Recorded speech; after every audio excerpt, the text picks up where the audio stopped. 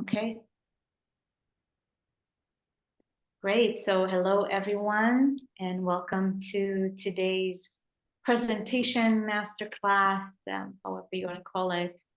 It's a really joy and a pleasure to be here and to share about this topic that is very close and dear to our hearts and very important, and to share this information with as many people as possible, because if you care about your health and your well-being and you would like to experience true health, and Thad and I are going to go deeper today into what true health is all about, then the health of your gut is number one, and it's absolutely essential. And what Thad and I are going to discuss here today, or share and present, is beyond what we see in the mainstream, because now it's out there. At least it's out there. We know that there's such an important gut connection to the entire body. But some of the information that Thad and I are going to share today is not something that is available in the mainstream, even in the alternative holistic health circles. And so that's why it was a very important topic for us to discuss and bring and share today. And myself, I'm a regenerative purification, detoxification specialist and cellular regeneration specialist, and we're going to talk about what that is. And Thad is also trained by Dr. Morse, which is our teacher. And Thad is a phenomenal, I would say, a master iridologist. And that's another component that's another component that we are going to share here today, and really show you in depth just how your gut is connected to every single part of your body. I'm going to share about my own experience. Thad can share about his experience as well. But today we're really going to give you not just the talking and speaking about the details and the information, but also showing you visuals. Thad is going to show you some things when it comes to the eyes and the iridology, and how the gut is connected to every single part of your body. And then I'm going to share some visuals, and not for the faint of heart, but I feel it is essential for you to really see what it is that we hold inside. And why is it essential to clean it, to get it out, how to do it properly, in order to, like I said at the beginning, to experience true health and vitality, and to allow your body, give your body the ability, not to give you the body the ability because the ability is there, but to give your body the environment to regenerate itself on a cellular level. So that's, in a nutshell, a little bit of what we're going to discuss here today, and then we'll open it up for questions and answers. And Thad, if you would like to add something or introduce yourself a little bit more, then go ahead. Yes, welcome everyone. We look forward to talking about this great subject. Me and Noah have talked about this back and forth before many times, just talking about how we can share this information in a deeper manner, and just have a back and forth conversation that, is very informative. And the reason why we're wanting to bring to light so much about the importance of the bowels is, of course, in our regenerative detoxification communities, we do understand the importance of the lymphatic system, and we're not taking anything away from Dr. Morse's teachings of focusing on that system. It's just he has brought that system so much to the light, because for so many generations in time, people didn't talk about the lymphatic system enough. They didn't talk about the role of the kidneys and the eliminative systems or channels to help with the elimination of that lymphatic waste. But what I have noticed, being a part of this community for all these years, because I've been following Dr. Morse since the very first video that he came out with, in 2010, 2011, somewhere around there. And what I've noticed is that it seems like that when people go on this journey, in order to really get their lymphatic system to start draining, they have to focus on the colon first, or the bowels first, and they have to get all of that opened up. So it creates a suction effect to help the central part of the body to drain. And then that helps the head to really start to drain, because that's even what Dr. Morse explained in one of his very original lymphatic system books. You know, he was talking about there's three main, you know, I'm not going into it real big, I'm just kind of giving an introduction. There's three main channels of elimination for the lymphatic system, and he said the colon's number one, the kidneys, and the skin. And so he doesn't talk about the colon as much anymore these days. He focuses mostly on the kidneys and the skin. You know, so I like to bring that to light because I think it's very important. It can be overlooked so much, and people have a tendency to go straight for the kidneys and straight for the filtration of the kidneys, or filtration of the lymphatic system, before they really have worked a lot or enough on cleaning out the colon, you know. And so that's one reason why I like to bring that to light, so that people can do their own experimentation and see how it works for themselves, you know, because you know, until we do the experiments on our own bodies, you know, we can listen to all this information, but that's where the rubber hits the road, is when we do the work on ourselves, you know, and use the body as the experimental laboratory, you know, where we just do these tests to see how the body responds. You know, I have people ask me all the time, they're like, Thad, how long do you think this should take me to get myself, you know, well from this condition, or be able to recover from this condition?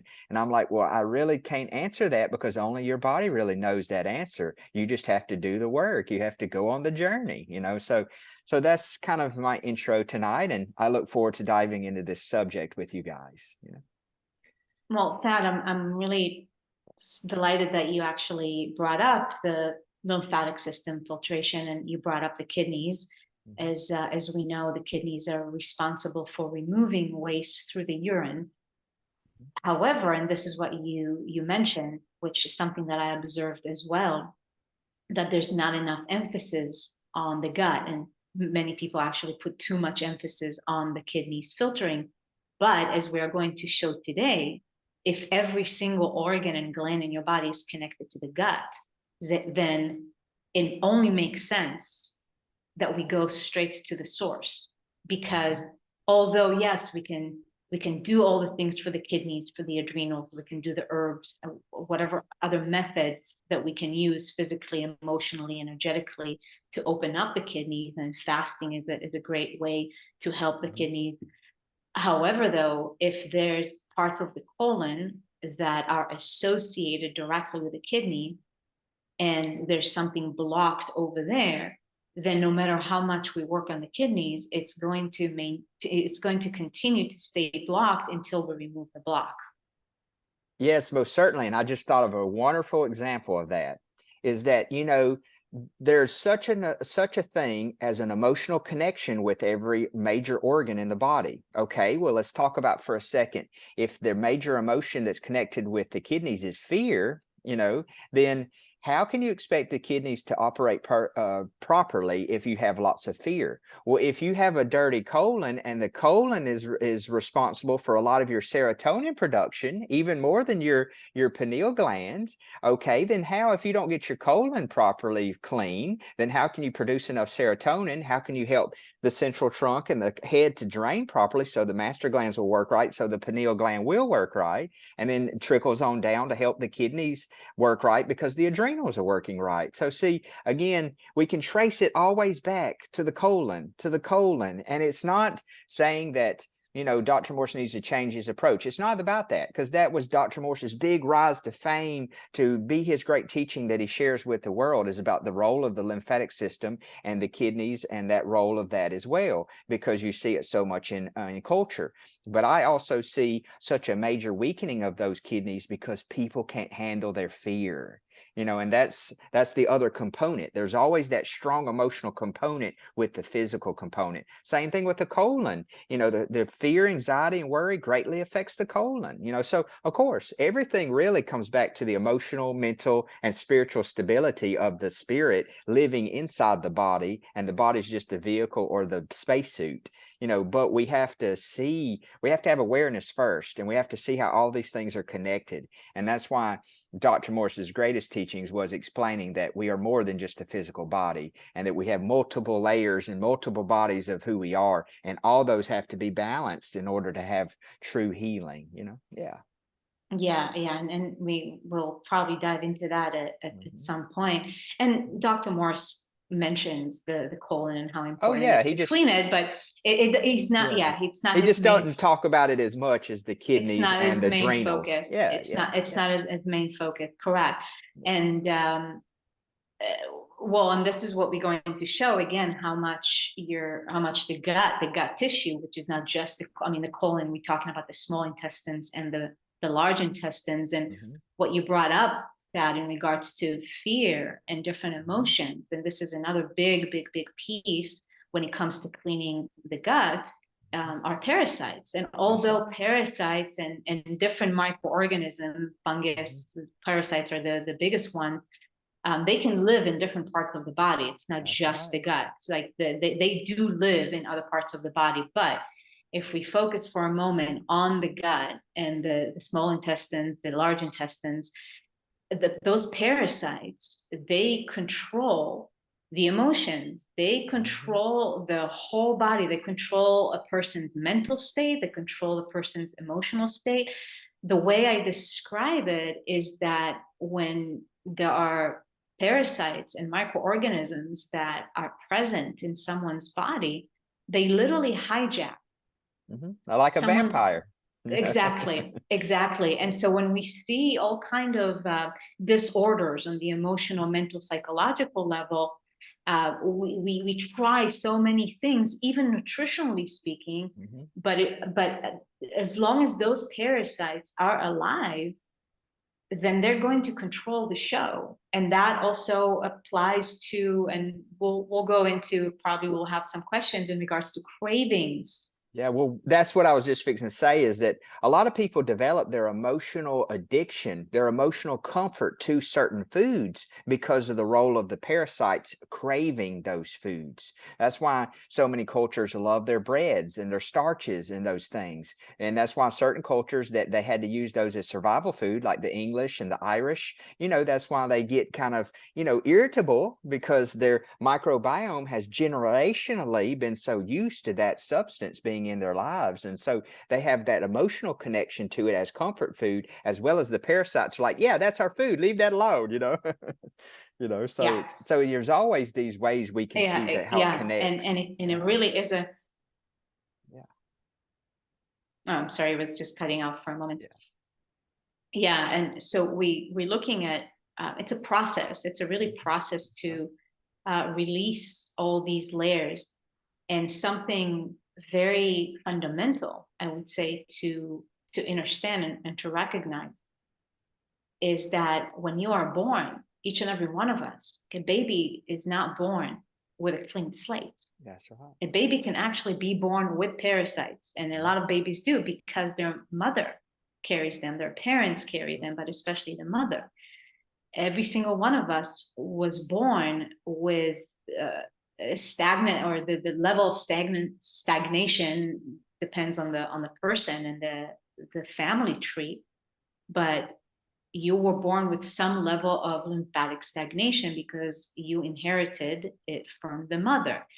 Plus, you have inherited the shape or the condition of the GI tract Mhm. of your parents, especially the mother. So none of us And lymphatic was, system. and lymphatic system, yeah. Yeah. So none of us was born with a clean slate. Mhm. And then we compound that with years and years, unless you were born into a fruit eating family, which is not the case for majority of people, then we compound those weaknesses and those issues with the wrong foods and whatever emotional experiences that we have in childhood throughout our lives, because we inherit the mother's emotional state as well, and energetically. So the implications of cleaning your gut is beyond just, oh, I'm gonna have a clean gut. Mhm. It's going to influence every single part of your life and every single body, like Thad mentioned already, that we are more than just a physical body. Well, also we have to remember that we as a human body are an ecosystem. We're actually more bacteria than we are human cells, that make up who we are. So it's all about living in a symbiotic relationship with the bacteria. And it's designed, our bodies are designed to have 80% beneficial bacteria and only 20% of the cleaner type bacteria, the cleaning type, which is candida. That's why a lot of people that don't know any better, they think, oh, we need to eliminate all candida. No, candida is your friend. It's trying to actually clean up the excessive waste and, pollution in your body. So you need it. You just need it in proper balance, proper ratios. But because we've been so exposed to chemicals in our world and over sterilizing chemicals, especially, then we've gotten that balance so out of whack. And it's just like everything that we talk about in our communities. These systems have to be in balance. It's not about being perfect, because we're actually perfectly imperfect, but it's about having a balance. Yeah. Yeah, yeah, and having the correct information, what I like to That's refer right. is the truth, because as long as we're in the dark, then we just keep on stumbling. And I'm sure, Thad, that you've had and continue to have this experience of people coming to you as people come to me, and really believing and thinking that they're doing all the right things, because there's That's right. so much confusion out there when it comes to candida, when it comes to so many things, where the truth is very simple, and the answer is always the same. The variables come in when we look at the individual, because each individual has um, its own way to go about it, because we all come from a different starting point. But the answer for that is going to be the same answer for me, like everybody else here on this call. Our body is designed to consume particular food that is the easiest to digest, and that food, which is basically fruit, is also the number one food to clean you, to help the That's right. body regenerate itself. Yeah, and it was And created that then way on purpose. exactly, exactly. And then we go into the layers of the different ways, different methods within this large umbrella of purification and regeneration, the different methods that we can utilize to help ourselves to return back to what I call the natural state. The natural state, where we're talking about the balance and the homeostasis. It's also about being in the natural state, which is a pure body, which is a clean body, which is a colon that is not overworked, stagnant, sluggish, and full of mucoid plaque, that is also blocking the absorption of so many essential nutrients, not just from the food that we eat, but the elements that we are exposed to all the time. And so the answer is always the same. And we look at the different tools, which is one of them we're going to discuss here today, is an extended solid food vacation, also AKA juice feasting. And we will mention also a little bit about fasting, because it's an essential piece. It's not so much about what we put in, but it's actually how much we stop consuming and giving the body a break and the opportunity to purify and to regenerate itself. And so, am I still connected? Yeah, I Yeah, still hear you. okay, cool. And so what I really wanted to share here, because for me, it was such an eye-opening experience. And that's why I'm excited about this presentation, and for Thad to show a few things. Because I had been a detox specialist for a few years. I know all the things. I had my eyes read actually by Thad, which was absolutely phenomenal.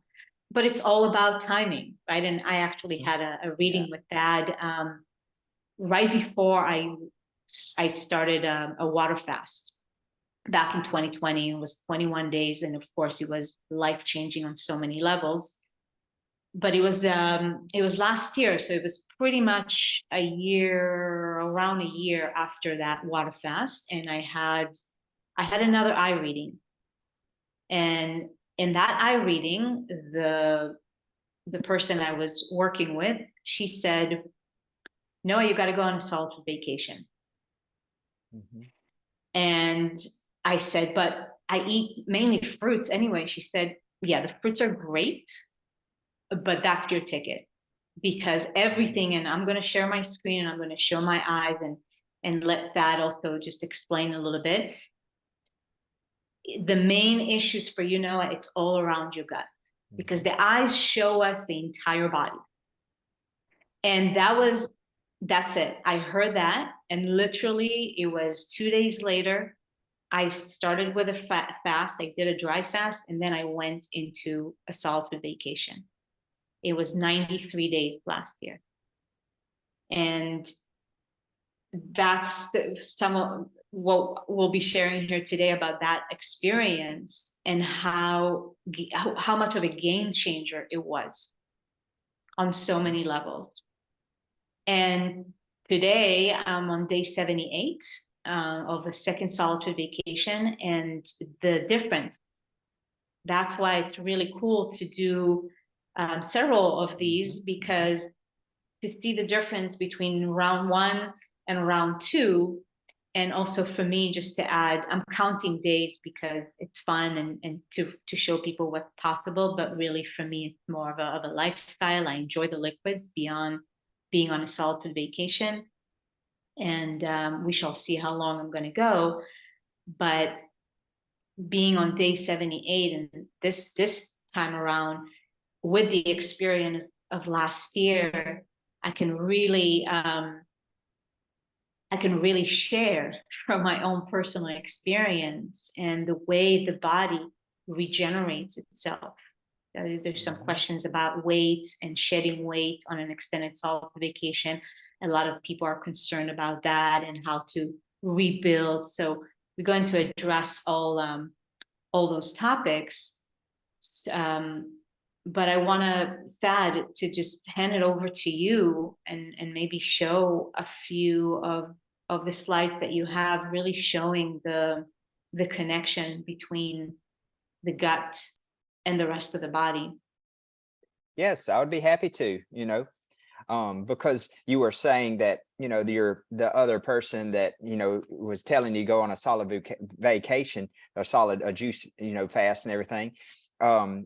They were saying that, your particular need is you need to focus on your colon, because that's where most of you can see it in your eyes. Well, did you know across the board, 100% of everybody, you don't say that about iridology very much, that this applies to everybody, but it does apply to everybody with that, because I can say the one thing that everybody has in common, every single person, no matter how strong their genetics are, no matter how whatever, they always have that area that they have to focus on more than anything else, is that area around their stomach and bowel area in iridology, but yeah. Dad, you know what?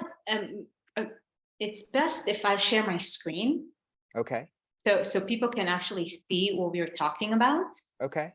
And yeah, so let me just share my screen here for a moment, so you guys can really see what we are discussing here. So these are my eyes, pictures that we're taking. Those pictures were taken last year in Dr. Morse's office, actually, when I visited Florida. So almost exactly a year ago. Probably if I took my eye picture now, it will be a bit different, because I've noticed the difference even looking at my eyes. But this is what we are talking about.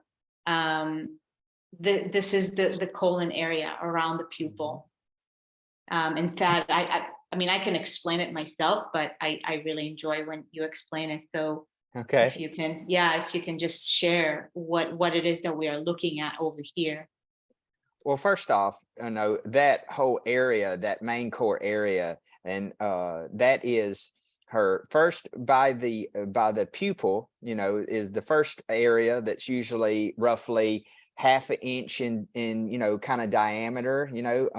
That is always the stomach. Sometimes it's flared out more, but generally about the first half an inch when we're looking at the iris after the pupil border, that's the stomach area. And then after that, it's the bowels that are right after that. And so that's why we're always seeing the stomach and the colon, or stomach and the bowels, are always the most congested area. Well, what else we see in here is that, yes, you do have some malabsorption going on. That's that little fuzzy rim around the pupil. That's malabsorption. That's how you can see it there. And you can also see it when you see the autonomic nerve wreath, which in Noah's eyes, and it is hard to see them sometimes in brown eyes, you can't see the autonomic nerve wreath as well pronounced, as well. You can't see it as easy, the actual ring, but it's still there. You just can't see it. It's in this area about where her cursor is, in a circle all the way around that edge of where it's the darker area. Yeah, that's the area, the border of the autonomic nerve wreath. Well, do you notice how all these little lines, all those little small lines starting at the stomach, and then they go into bigger lines? Those are all, first they start in the stomach and they're real small. That's showing that the nervous system has been stressed in that area due to the toxicity buildup. And then also you see the bigger lines, those are called radiosolaruses, and they can be classified in two different classifications according to Dr. Jensen. They can be classified as radiosolaris minors or radiosolaris majors, and the smaller ones are the minor ones and the bigger ones are the major ones. I don't go into that much detail when I give my reports. I just always say that you have radiosolarises. Now, I will say some of them are more chronic than others, because they're really, really in depth, like really deep, and the ones that are chronic are the ones that go all the way out to the other edge of the iris, and that you can see that a lot of times. So Noah's, all of hers are mostly just subacute, and some of them are, or a lot of them are just acute, because they're smaller, finer lines. But what radiosolaris mean is it means toxic tunnels. It just means toxicity. So that's another indication that you have toxicity there. But also all of this orange color, all these splotches of orange, like out here. See, if I could move my, go down even a little bit farther, that's your lymph nodes. And that's where you can actually see that when you were younger, Noah, more than likely you were probably just like so many of us, you were on steroids or antibiotics or some kind of sulfur some kind of sulfur that you got exposed to. And that's what all of that orange is. And you can see up here in the top right by where you're, up in there, that's where you see those splotches. That's your lymph nodes around your face area that are congested with that sulfur, just like the rest of these areas where you see that orange color, because orange is usually in a blue eyes indication of sulfur buildup, and that makes sense that you will see it in the lymph nodes, because that's where it's supposed to be. That's where the cancer cells are supposed to be too, because that's how the system works. It goes from the lymphatic system, the channels, and it goes into the lymph nodes, and then the lymph nodes with their macrophages and helps break down that waste even further, and then it travels from the lymph nodes down to the kidneys for elimination, or it comes out other areas too, as it's going through the eliminative system. So in a nutshell, that's what we're looking at. But another thing that's very important to remember, and that is why Noah is able to have the level of success that she's able to have in her journey, is that her genetics are strong. Her constitution is strong. She has real fine, close fibers. Those are her nerve fibers. Those are close. You don't see them spread open with, big signs of genetic weakness, which is the constitution or the genetic strength or weakness of the body. The more the fibers are spread out, the weaker the constitution. And of course, when I bring up my information, you'll see that in my presentation, because I explain the difference. And as Dr. Morse says, as well as Dr. Jensen, the stronger the genetic capabilities you have, the stronger your constitution you have, the easier you can recover from these conditions of weakness.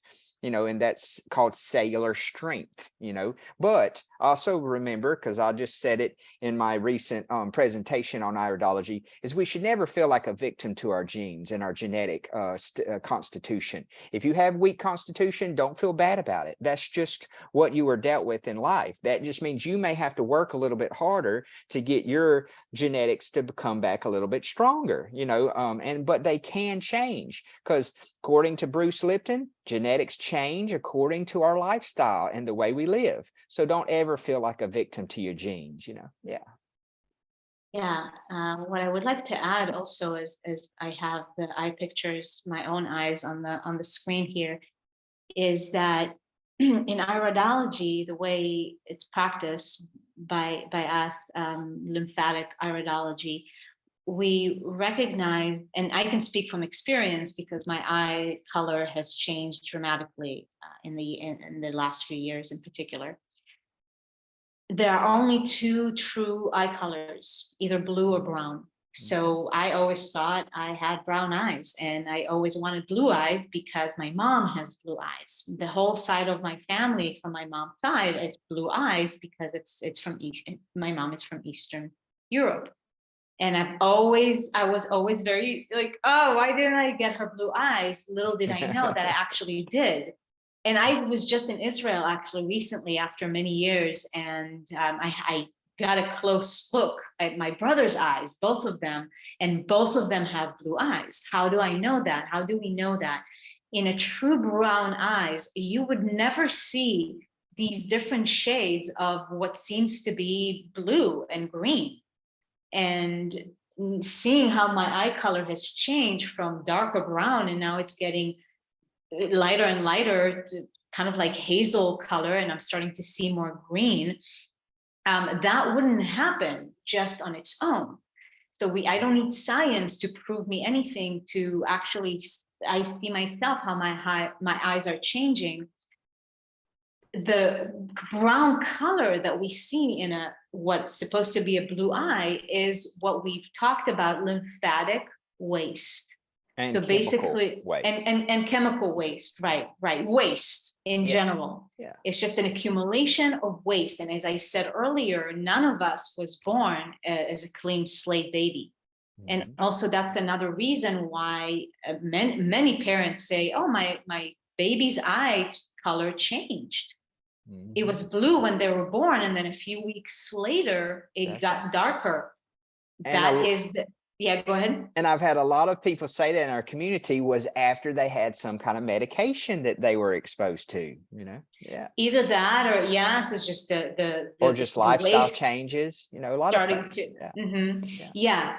So when I got again the eye reading, and I really got to see like, oh my goodness, this is what's going on in my colon and how it's connected to every single part of the body. This is how we read the eyes. So as we said, this is the stomach, and then we have the gut, ascending, descending, transverse colon, and then around the eye, we map it out where we have different areas. This is the left eye. I'm not going to break it down. I'm sorry, this is the right eye. I'm not going to break it down, but basically we go from the head area, and then we start going down the throat, and we can see everything, the spine, the adrenals and the kidneys, the legs, the pelvic area. And that's how we can map the eye and see, oh, you've got issues going on in your liver, or you've got issues going on in your thyroid or whatnot, or this is the head area. But this is basically how the body, every single organ, every single gland is connected to the gut tissue. Because I will always see in the eye, if there's any issues going on in, let's say, the head area, of course, we're going to see massive stagnation or lesions or all kind of tunnels, as Thad mentioned, those radius solaris going up from the stomach area, from the gut, that's the hub. That's the central hub. Well, let's mention one more thing that I've noticed too, is that on your screen, see if you can bring the borders in, see if you can shrink the photos in so that you can put your right eye and your left eye side by side. Oh, yeah. And I want to show something that's important. Or you can move the left eye over. Yeah, there you go. Well, if you guys can notice, see how it's lighter, like it's lighter in the left eye, and then you can see more blue. That means that Noah's right side of her body, maybe it was, it may not be as much now, but in these pictures when they were taken, it was an indication. Anytime you see a lighter side on one eye or a lighter eye in one eye versus the other, that means your right side of your body is more lymphatically congested. It has more sulfur in it than your left eye, because you can see a bigger buildup of the darker color. So see, that's very important, because a lot of people don't think of the body is it's vertically divided down the center, and so the right eye covers the right half of the body, the left eye covers the left half of the body. If you see stronger weaknesses genetically or constitutional wise on one eye versus the other, that means that side is more genetically weak than the other. And that's why also we have to test both arms for blood pressure readings, because you can definitely have different readings. You can have a weaker adrenals or kidneys on one side versus the other side. So that's always something very important to remember, because I have people all the time, they're like, Thad, do you need both my eyes to read my iridology, or do you just need one? And I'm like, no, you need both, because that's two different sides of your body,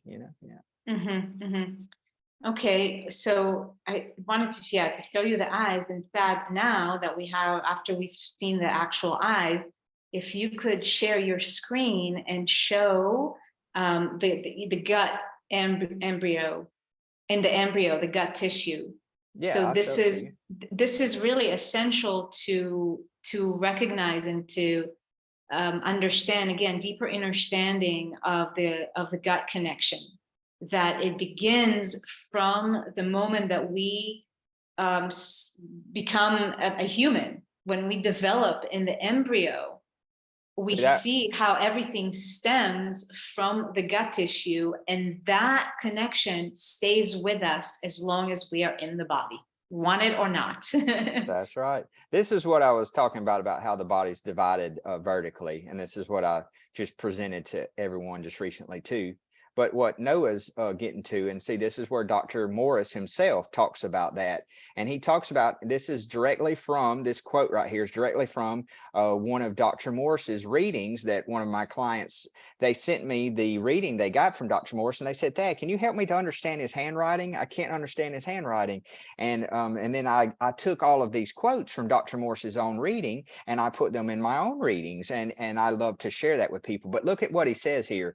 He says, many iridologists feel that because marriages between different races, we are finding that they call the eyes mixed. He said, I've never seen this where this divides the fiber colors. One either has brown or blue eyes. All other colors show levels of acidosis or lymphatic stagnation. Many drug deposits, metals, and various chemicals can change the iris color. Chronic weakness or congestion can change a blue eye to brown, and those related areas or totally change your iris to brown. In a brown iris, these areas always appear more black or darker brown, and so, yeah. And then here's a perfect example, even more of that.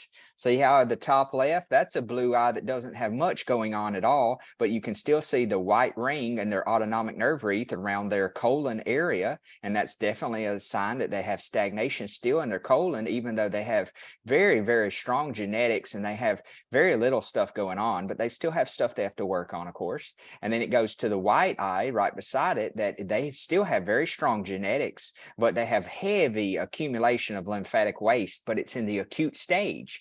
But that's the stage of inflammation, the stage of activity, the stage of pain, the stage of edema and swelling. It's very interesting how we can see that, we can correlate that, because I've had friends before that, when I went on a retreat in Bali in 2019, there was one of the ladies that was at the retreat. She had eyes that looked very similar to this, and she started doing a lot of body work there at Bali. She started getting a lot of lymphatic massages and different massages and different types of, just different types of body work, we call it, and she started complaining, or talking about it. After she got all the body work, she started saying, Thad, I'm having a little bit of edema, a little bit of swelling. And I looked over at her and I said, well, that's perfect. That makes perfect sense, because your eyes are telling you that you have that acute stage of lymphatic congestion, and that when you do a lot of body work, when your other eliminative channels aren't open properly, then that's the way the body's going to respond to all that lymphatic waste being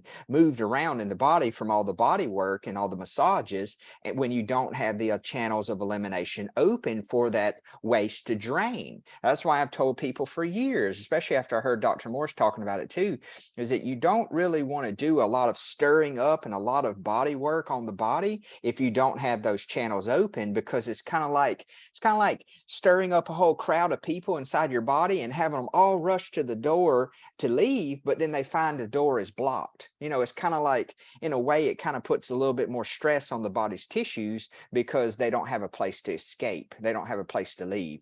Now, of course, she did start having more perspiring out of her skin because she started having a little bit more rashes, a little bit more irritability of her skin, because that's what the skin was trying to do. It's trying to compensate for the kidneys and the bowels and the other areas of elimination for that lymphatic waste, But then, as you see, it goes down to another blue eye that's got strong constitution again, but they have an over acid stomach ring around their colon. That's why it's real white.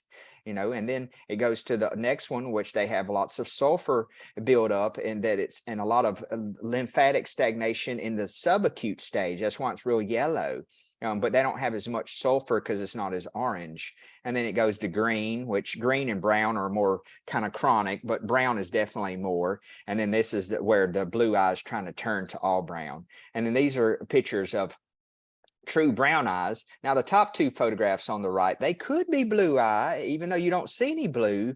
They could be. It's just maybe not enough trash has gotten cleaned out enough to see the blue coming through, but the bottom three, that's definitely 100% a brown eye. And the bottom, very, very bottom photograph, that's from a person from the Middle East. So that they're definitely more than likely a true brown eye because they come from that region. And that's what I said up here, is that most people that have European descent or mostly Caucasian have true blue eyes. You're Asian, Spanish, Mexican, Native American, you're African. I meant to put that in there too. I just forgot, actually, I'll go back and I'll edit that in my PDF here, because the African races are definitely some of those too, But then going on, and then I'll go down to the colon too in just a second. But this shows all the drug residues and buildup in the eye. And then that bottom left one, that's the sulfur buildup in the eye.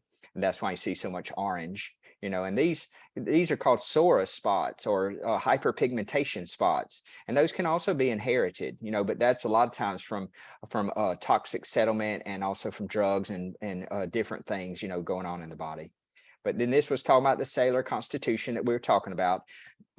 Excuse me, the closer the fibers, the stronger the genetics. The more spread out they are, the weaker, so. And but if any of you guys would love a copy of this PDF, I'll be happy to share it with you, because I shared this in the videos that I've made. So it's not something that I'm going to charge for. But in the future, I'm going to make up another one of these because I really, really enjoyed it. But in the future, I'm going to make up one that's even way, way more, detailed than even this. And then I probably will sell it for a small price on my website. But this, for now, is just something I made up to share with people because I want to get the message out there. But, Thad, if you go could ahead. send me a copy so I can actually share it in my group. Yeah, I'll be happy to. Catherine just commented that she would love a copy, and so if I share it in my group, then it will be just easy like that. Yeah. I had to compress it because it was so much. The file was so large. I had to compress it, and then now it's more smaller size where we can share it with people. Great. But this is an example of strong constitution versus a weaker one. And this person with that blue eye on the left, man, her story was very interesting. She was down in Florida, only about an hour away from Dr. Morse, but she had not had a chance to go down there and get eye photos taken by him. So she tried to use her cell phone to capture a photograph of her eyes. And it was very hard for her to get enough detail to show up on the smartphone because she has such small weaknesses in her irises.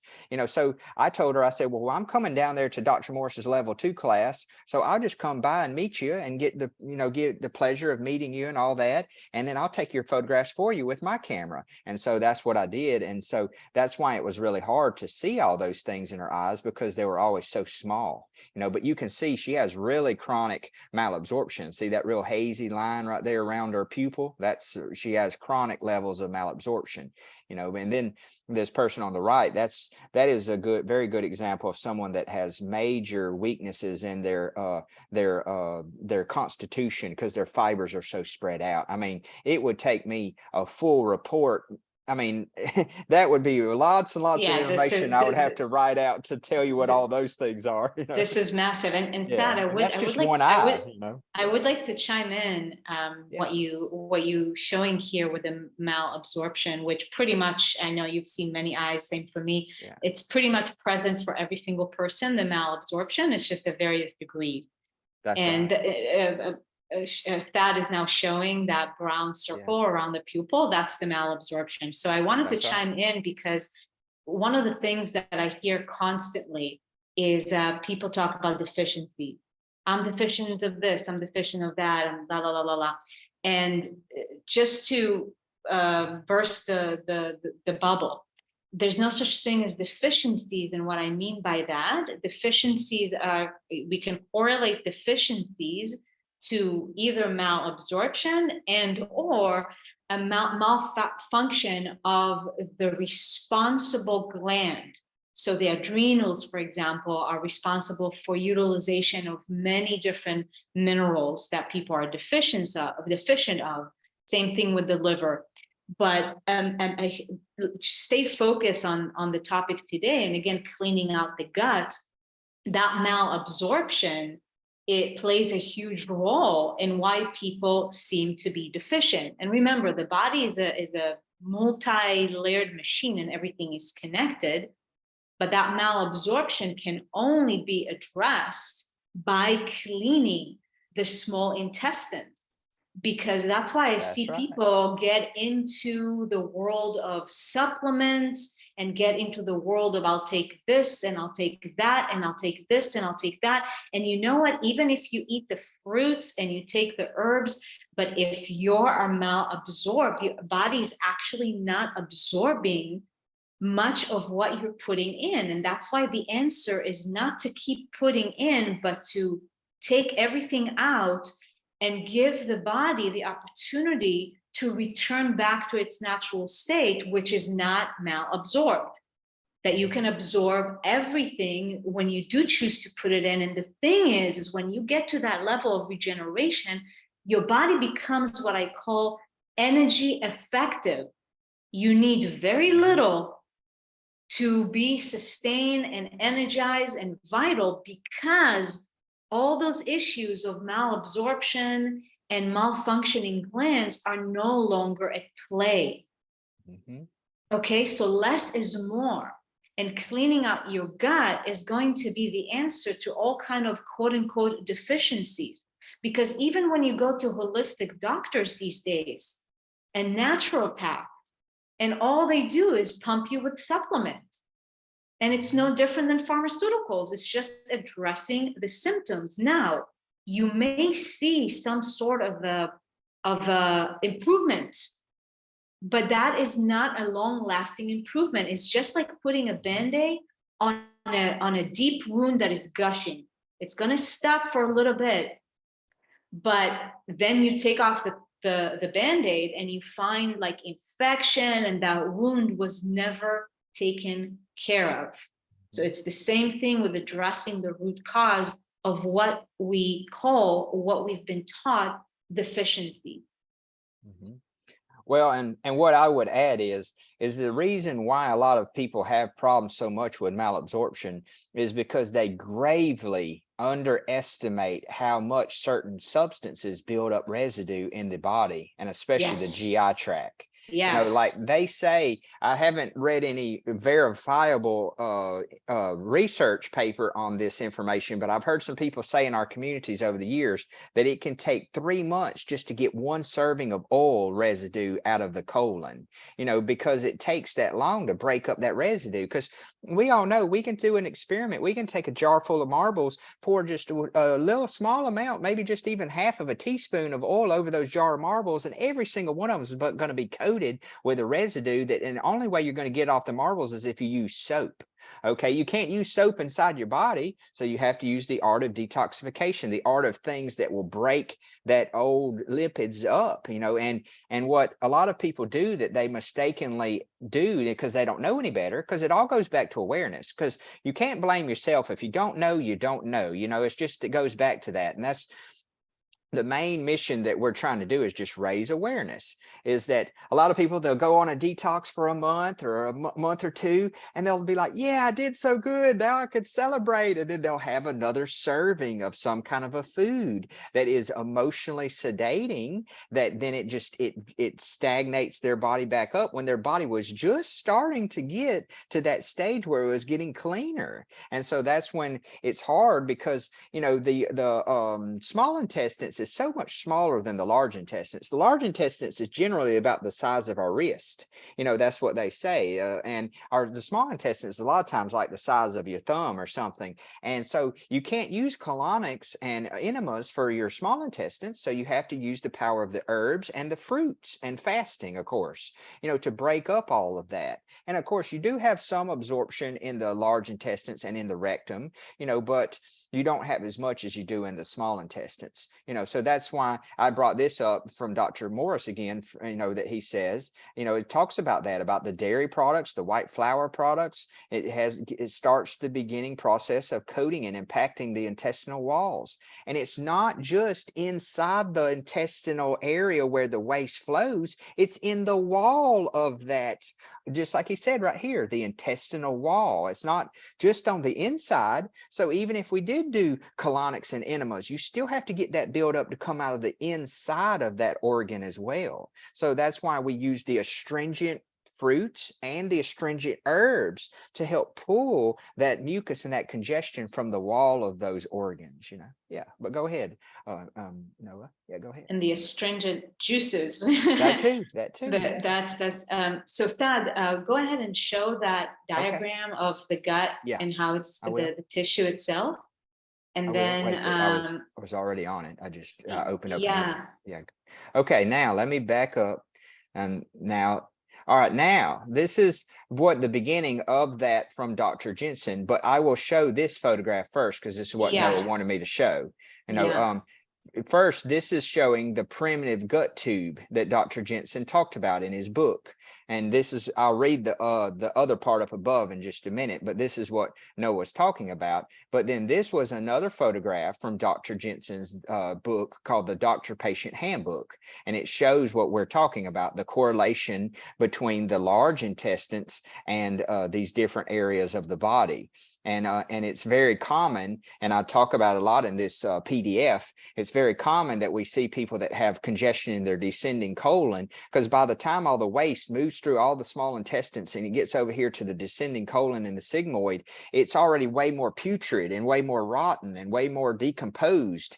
And then by the time it gets over here, it has way more ammonia and just way more byproducts from that decomposing. So it greatly affects these weaker tissues over in this area. And then the job of the sigmoid is to remove all the water away from that waste so it can form a solid bowel movement. Well, the problem with that is that, remember, my friends, the water is the universal solvent. Now, the water that we get from our fresh fruits and vegetables, that is H3O. That is hydrating or liquid that is structured.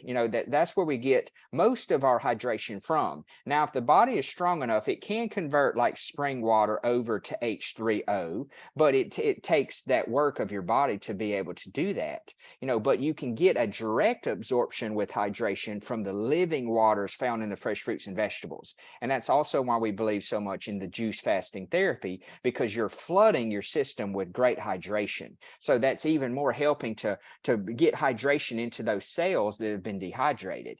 But that's why a lot of people have heart palpitations and arrhythmias, because their stress makes their nervous system even more feel anxiety and all that. And then it makes those genetic weaknesses in that heart zone, it makes them feel those heart palpitations. And then if they have a genetic weakness in the sigmoid colon flexure, that little bend right there, then that can affect their spleen. And the emotions that affect the spleen are worry and pensiveness and anxiety. So see, when you have the spleen going on, and then you have that the heart zone going on, then it's kind of like a double whammy to our emotions. And so that's why, again, it goes back to how well we eat, because how clean the foods are that won't leave behind too much residue do, and they're not as acidic, and they don't create as much mucus in the colon. And then also just working on helping to stabilize our emotions and our feelings as much as possible, and that's why it's very hard for people to go on an all fruit fast for very long, because they start to get real sensitive.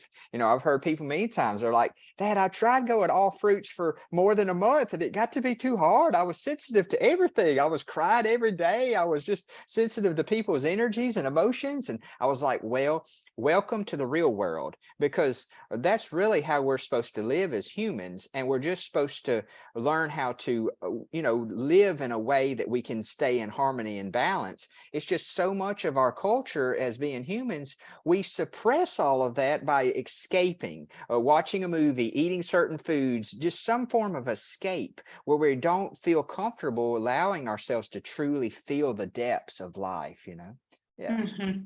Yeah, Thad, I would like to, this is really great to stay on this image right now. And I want you, if you could just show where the kidney and the sigmoid are connected. Yeah, the kidney Yeah, in so the that's in the yeah, left so eye now. That's the yeah, left so eye. this is the sigmoid, and how Well, it, no, that's actually the rectum, and then the anus is down here. The well, I'm sigmoid is, sorry, yes, yes, I'm sorry, like and the then lower part, the the right exit, kidney is over here and, by the appendix. but Yeah. the appendix, and this is, would you say this is also oh, this is the left or the right eye, you said? This where my cursor is right here. This is where this diagram right here is the left eye with The the left, heart. yeah, And then right. this one over here is the right. So this is the lower left kidney. the lower portion of where the kidney is the ileocecal valve, no? No, the ileocecal valve is over here. Like, let me show you. It's in this chart right here. Let me back up so you'll see it. See, that's the ileocecal valve right there. Yes, so that's what I meant, in the same Well, area, this is just the kidney above, on the just, right side. that's what I The meant. kidney on the left side is right here, where this first bend goes from the sigmoid to the rectum, and then the anus is down here at the very end. Right, So this is that's technically the rectum right in here. Yeah. that's what I meant though, but the rectum Okay. is Yeah. just a continuation of the sigmoid. So whatever toxicity you have in your sigmoid is going to, Yeah, that's right. it's going to flow into the rectum. And then here where the kidney is the appendix area, but right above it is the ileocecal valve. Yeah, right. The reason why I'm mentioning it is because the ileocecal valve is the connection from the small intestines to the large colon, which is it's a major issue for majority of people. And you know why? And yeah, one second Go ahead. before Go you say ahead, and why, then I'll tell you is why.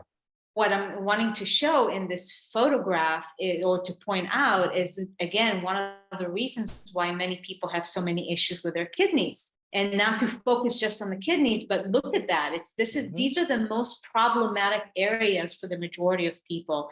That's the sigmoid, and then the connection between the small intestines to the large intestines. And that's where the kidneys are, the correlation between those areas in the colon to the respective glands and organs. That's right. And now, yeah, please add let me what you wanted to add. And here's what also makes it very interesting that a lot of people don't know. And I'll go back to this chart just for a second so you can see it. Okay. Well, look, you notice how that's connected to the appendix? It's connected right there to the ileocecal valve. Well, did you know that when you read about, and I've wrote about this before in some of my posts that I made, because when I did research on on all of this, on all these different parts, it was very interesting. What I found out is that they said, when all of the waste is moving through the body, when the waste is moving through the small intestines, it's all liquid. Because if you ask anyone that has to have a colostomy bag and they get a colostomy bag in their small intestines before they get it in their large intestines, they'll say it always comes out liquid, and that's the reason why. But did you know that the bacteria is different? The natural occurring bacteria in the small intestines is different than what's in the large intestines. So the appendix is the storehouse of bacteria for the large intestines. So a lot of people that have greatly weakened immune systems and greatly weakened microbiomes, their appendix is not producing the right type of bacteria that it needs to help that transition from the liquid waste coming out of the small intestines into the large intestines. So you have that problem with the bacterial change from the liquid waste to the the large waist. And then also the waist will have a tendency to puddle down here in the bottom, of this cecum area, just like it will puddle over here in these bends, especially when you start to have prolapsing. Because when the transverse colon, when you take a person that has major prolapsing, this will start to put pressure on the small intestines. It'll start putting pressure on the reproductive organs of the woman, like the ovaries and all of that area, And then also you'll have major buildup and major genetic weaknesses in this bend, the hepatic flexure and the splenic flexure. And that just happens to be, when you look at the chart again, it just happens to be where the ear and the mastoid is. And how many children, when they get started off on the wrong fuel for the human body instead of their mother, and I'm not blaming mothers again, but some mothers, they're not able to breastfeed, and so they start them on a formula or on dairy or some type of milk, and their body reacts and they have a lot of ear problems. They'll have to get tubes in their ears, and it's not always just because the wrong type of food is being given to the child, but it's also because they'll have strong genetic weaknesses in those areas of the mastoid in the ear and the neck. And you can see that correlation, and that's which I want to say that I remember as a kid, I would always have issues with my ears. And now, my friends, that I am releasing so much on this second round of juices, I can't even tell you how much I can feel my ears. I can feel them popping. I have things coming out. Actually, just a few months ago when I did it was like 20 days on just juice. And I don't remember on which day it was. It was a healing crisis, because my left ear, I felt like it was about to explode. I had so much gunk coming out of the ear, which is a great sign.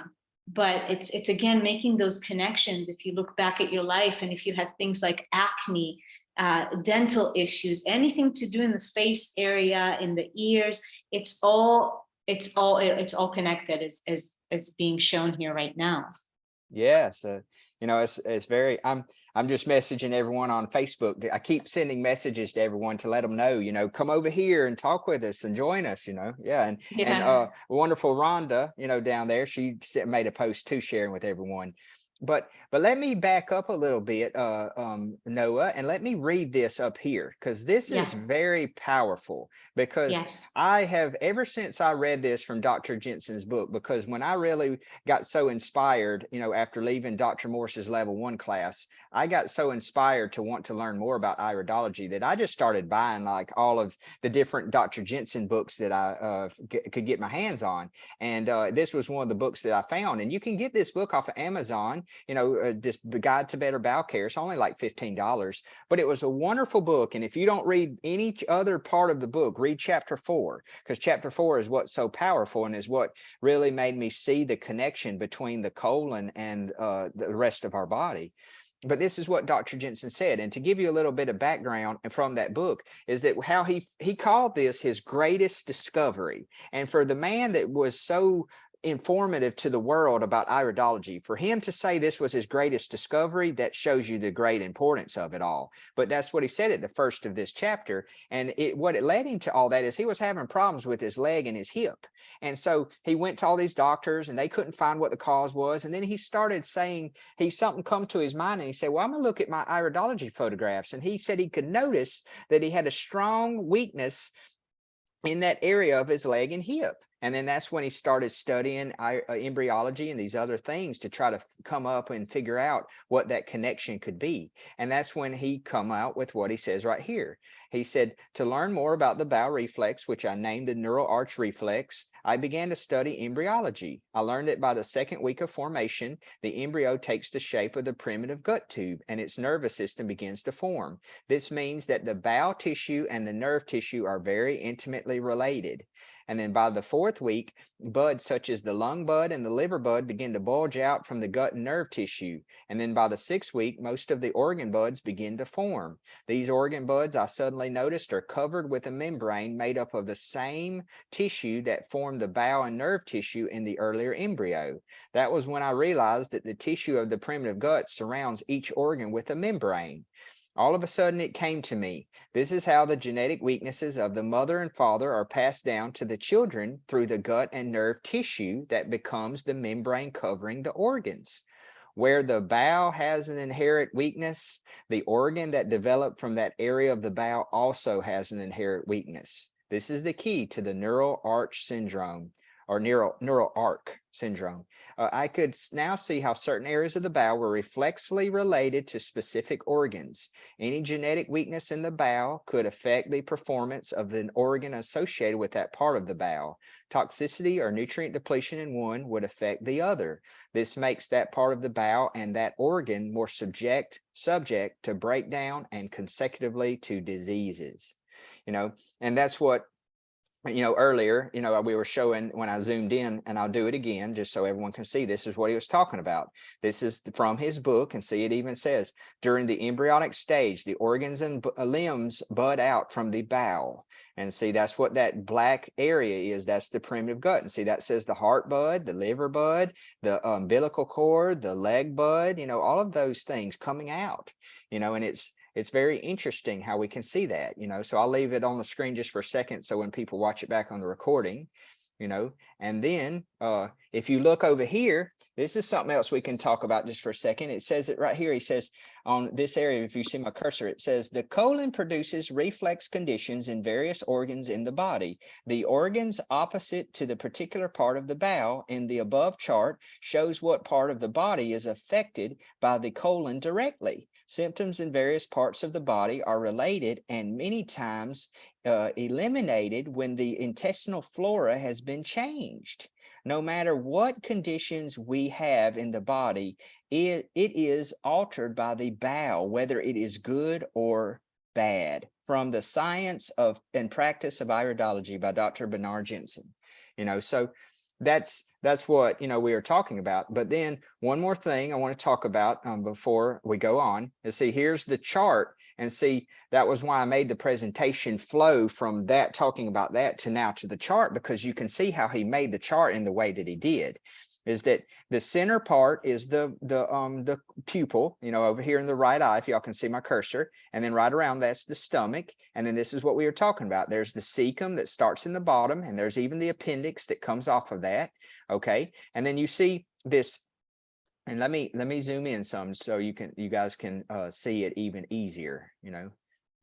Yeah, let me back up just a little bit. Okay, now see this white rim around it. See where it says right there, autonomic nervous system. That's also called the autonomic nerve wreath, or the collarette, or the bowel wall. They're named different things. Dr. Morse, he was like, don't call it the autonomic wreath, call it the bowel wall, because he said when you see the shape, and when you see it's all wavy, and when you can see the autonomic nerve wreath and how you can see it's like definitely distinguished, and you can see it in the eye, that's the shape of the bowels and how they're all wavy and curly. And you can see, even when you see prolapsing in the transverse colon, you can see how it dips down right there above the pupil, and I can show you that in just a second. And then see how the gallbladder lays right on that line, the pancreas, the adrenals, then the urinary tract, the bladder, the parathyroid and the thyroid on the small intestines, the pituitary and the pineal. All those are neural arch connections. And then see that bend right there, that's the one that affects the medulla and the mastoid. The mastoid is the bone plate behind the ear, or and the medulla is right there beside it. So see, the ear, the mastoid, the medulla can all be affected by the hepatic bend. That's what is in the right eye. And then when you go over here to the left, it goes again. It goes just the opposite direction. It goes the transverse colon, and then right above the transverse is the pituitary and the pineal. And then the hypothalamus is found right there in the animation life, right in the very center. And it's also found right here in the inherent mental. And it's also found right here in the ego pressure area. Those are three main areas where you can see the hypothalamus. And then there's the big splenic flexure that again affects the medulla, affects the dizziness center of the equilibrium of the left side of the body, and it affects the mastoid and the ear and all that. And then right down, going farther, there's the descending, there's the heart, and then there's that big sigmoid bend we were talking about that can affect the spleen, can affect the ovaries and the testes, and then it goes down the sigmoid, and then it goes right between the urinary tract and the prostate of the male, and the vagina or the penis of the man, and then there's the adrenals and the kidneys. and then the scrotum perineum, of course, in the male, and it's very interesting. And then that's why I see a lot of congestion a lot of times. And when I give iridology in this bottom area, because look, it's the pelvis, the peritoneum, abdominal wall, the groin, and even the leg and knee and thigh, and all that can be congested a lot, just because of all the buildup in the bowels, And And Thad, and I want to add here, and you can stay on this image okay. because what you're showing, the lower part, the sigmoid, which is such an Oh issue yeah, for, right here. again, the majority of people. Yeah, the sigmoid, and even the cecum on the right eye, is that so many women, and to not get into too many rabbit holes, because of course this is, as you can see, it's a very large, extensive topic, but so many women experience difficulties with their periods, which That's are right. very unnatural.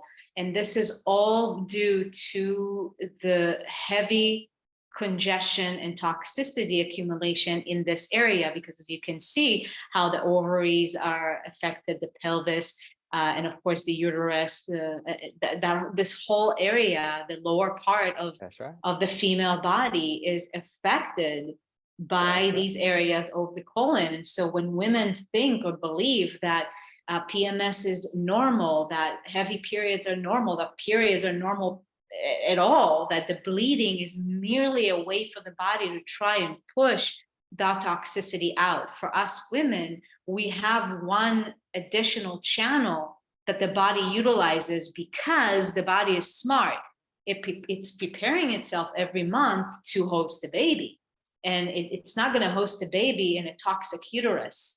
So the That's uterus right. utilizes the bleeding as a way to remove waste. But in a That's right. clean body, that does not exist. And as we showing you again and again, the colon is such a major hub for that accumulation of toxic waste. That's right. That's one reason why they say that you guys are very fortunate to live average longer than males, is because your body has a little bit more self-cleansing capabilities, and you're much easier to be in touch with your emotions and things. So you can handle a lot of stuff sometimes easier than us males, but look right here, just it was very ironic what Noah was talking about. Look what Dr. Jensen said himself. He said, another really common example of the nerve interference that can result from chronic irritation at the sigmoid flexure of the colon. In females, this reflex area most associated with this is the ovaries. I know from experience that many an ovarian condition or menstrual problem is associated with this. I cannot help but wonder how many doctors think of the bowel when their patients complain of these troubles. And then to back up, because it's very important as well, because these are the reason why I made this little slide here, is because these are the things that I see all the time in iridology. It's very common. I see the common example is the neural arch reflex in the heart problems. Diverticula located midway down the descending colon can reflexly interfere with the nerve impulses to the heart, resulting in arrhythmias or heart palpitations. Also, diverticula are excellent collection sites that can produce gas from fermentation, resulting in pressure upon the heart that mimic heart attacks. Well, okay, let's pause there a second.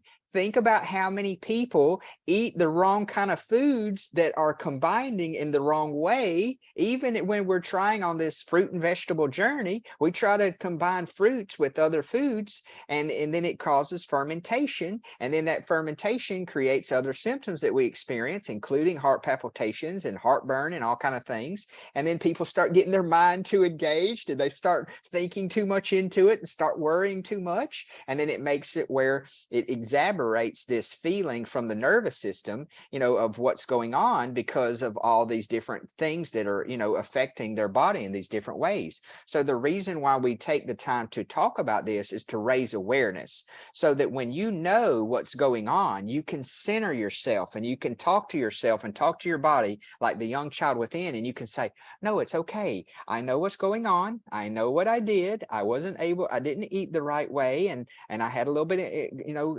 imbalance. Or we can sometimes have, like Noah was talking about earlier, we can have such weak adrenals that we can have poor sugar metabolism, and we can even have gas from that. Because there's been many times that I've eaten just fruits, and I may have eaten them too fast, or I may have drank my juice too quick, and I didn't digest it properly, and so I even had a little bit of gas from that. So that's what I'm giving an example. There's many times we can have things going on that it creates different symptoms, and then we get the mind to engage and we're like, what's that symptom mean? Where's it coming from? Why do I have a headache right now? When all these symptoms are really just indications that something's going on, but it's not an indication that you should start having worry and fear about it. You should just have the desire to learn more about what these symptoms mean. And then once you understand what they mean, then you can take it farther than that. Yeah. And then Yeah. the last thing that I wanted to say that in this example is another common to see is the spleen weakness from the sigmoid flexure weakness. When one has a strong weakness in the spleen, they can also have a tendency to worry and have chronic levels of stress and anxiety. It makes it even more complex when the individual has both a neural arch weakness in the heart and sigmoid areas. Okay.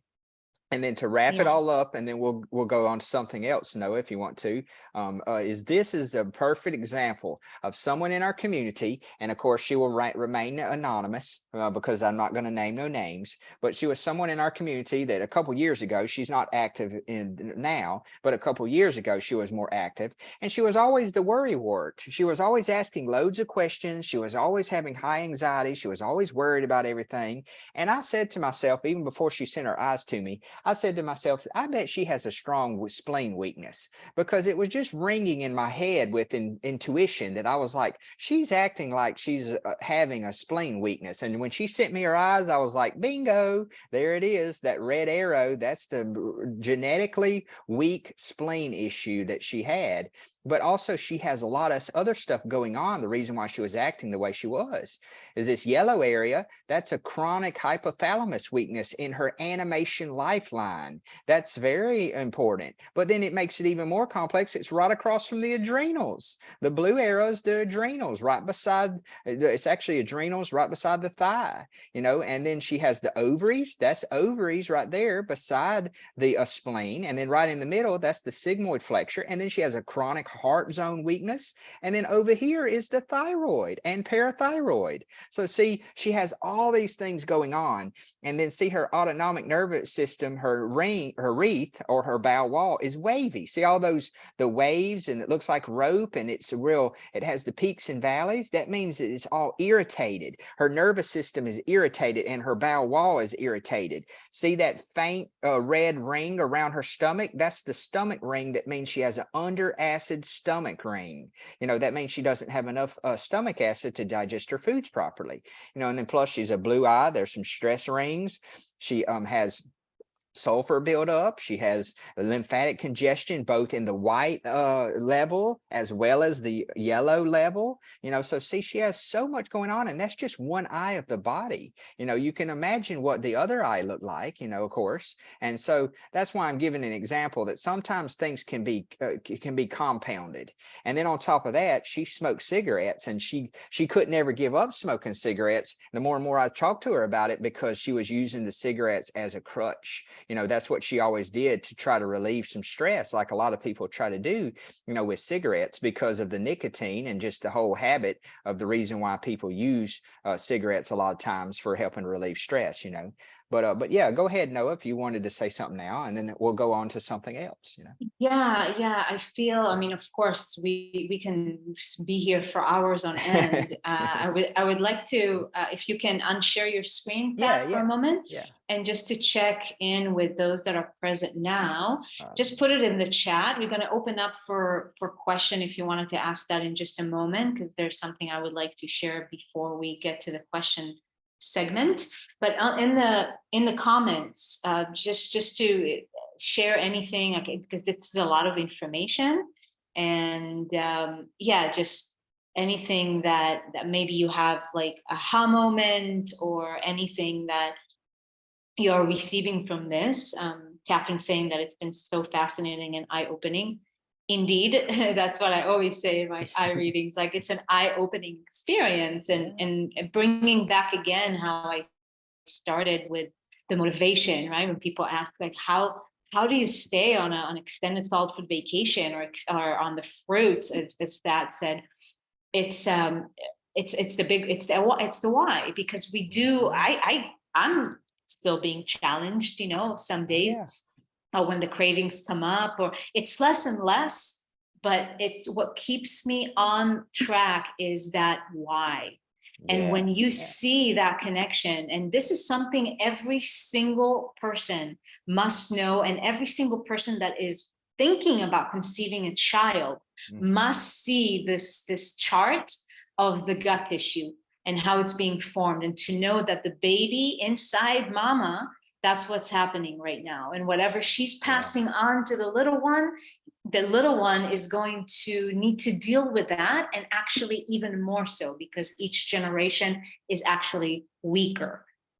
And so, yes, go ahead, Thad. I was just going to add real quickly is that we have to always remember too, that even Dr. Morse has said it before, that his true mission on earth is to come in the back door to help you to have a spiritual awakening, because he uses the fruit, because he really would like, if he could go straight to the punchline and tell you that he's trying to help you to have a spiritual awakening, a spiritual awareness, to help you to find your true self, then it would scare people away. They would run away because they have so much childhood trauma. But what has he done? He's used the fruits as the back door to inspire you to be able to do that, because we want to correct these things, as Noah's saying, so we don't pass these emotional baggage on to our children as well as the physical, because that's a lot of times why people have problems in their early stages of their childhood, is because their parents had so much going on as well, Yeah. And even on a spiritual level, it's because it's all connected. And so much of the disconnection that we experience in the world at large, and the knowing of the truth of who we are, we can correlate it back to a stagnant body, and it has implications because all the glands are spiritually connected to different energy centers. Right. And when the body is blocked, energetically, things are going to be blocked. Spiritually, things are going to be blocked. So in a sense, it's like, we're coming through the back door talking about solid food vacations and fasting and fruits and whatnot. But ultimately, the process of purification and regeneration is, as I said earlier, is to bring us back to our natural state. And our natural state is also a state of complete love, complete joy, and the complete knowing of who we truly are. And that is freedom beyond just this physical body, but in this physical body that we came here to play with. That's right. I was just listening to a psychologist, and this lady, she's a professional psychologist, and she's been a psychologist for many, many years. And someone asked her, they said, what is the greatest thing that we can teach our children? She said, the greatest thing you can teach them over every other thing is to have empathy. That's the greatest thing of all, because she said, if they don't have empathy, they don't have anything, because everything goes back to having empathy, Yeah.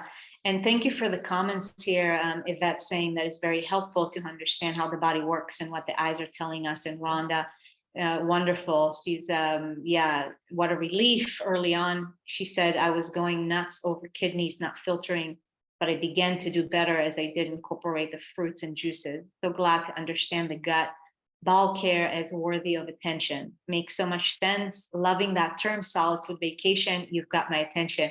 Love it, Rhonda. And if you want to know more about like who coined the term solid food vacation, I highly recommend looking on YouTube at John Rose. And John Rose was an inspiration for me also after I received that eye reading, and he speaks about the solid food vacation, which I love that term even more than juice feasting. Yeah. And what I say, everybody's going to have a different path. Like some may continue on liquids for the rest of their lives, or majority of the consumption is liquids. That's not even the point. What I say is to at least once in your life.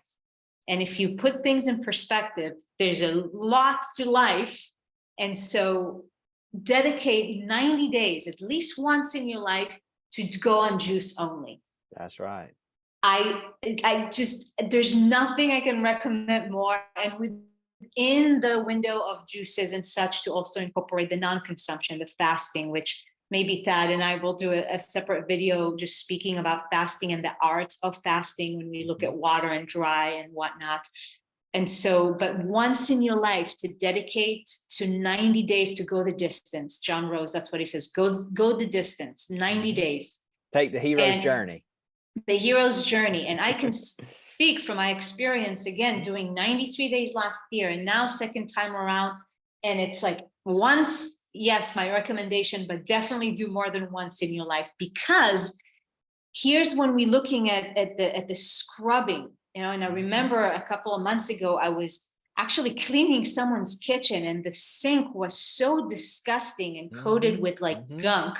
And how you go and you scrape the first layer, but then you got to put more detergent and scrape it again. And I had to put more detergent and scrape it again.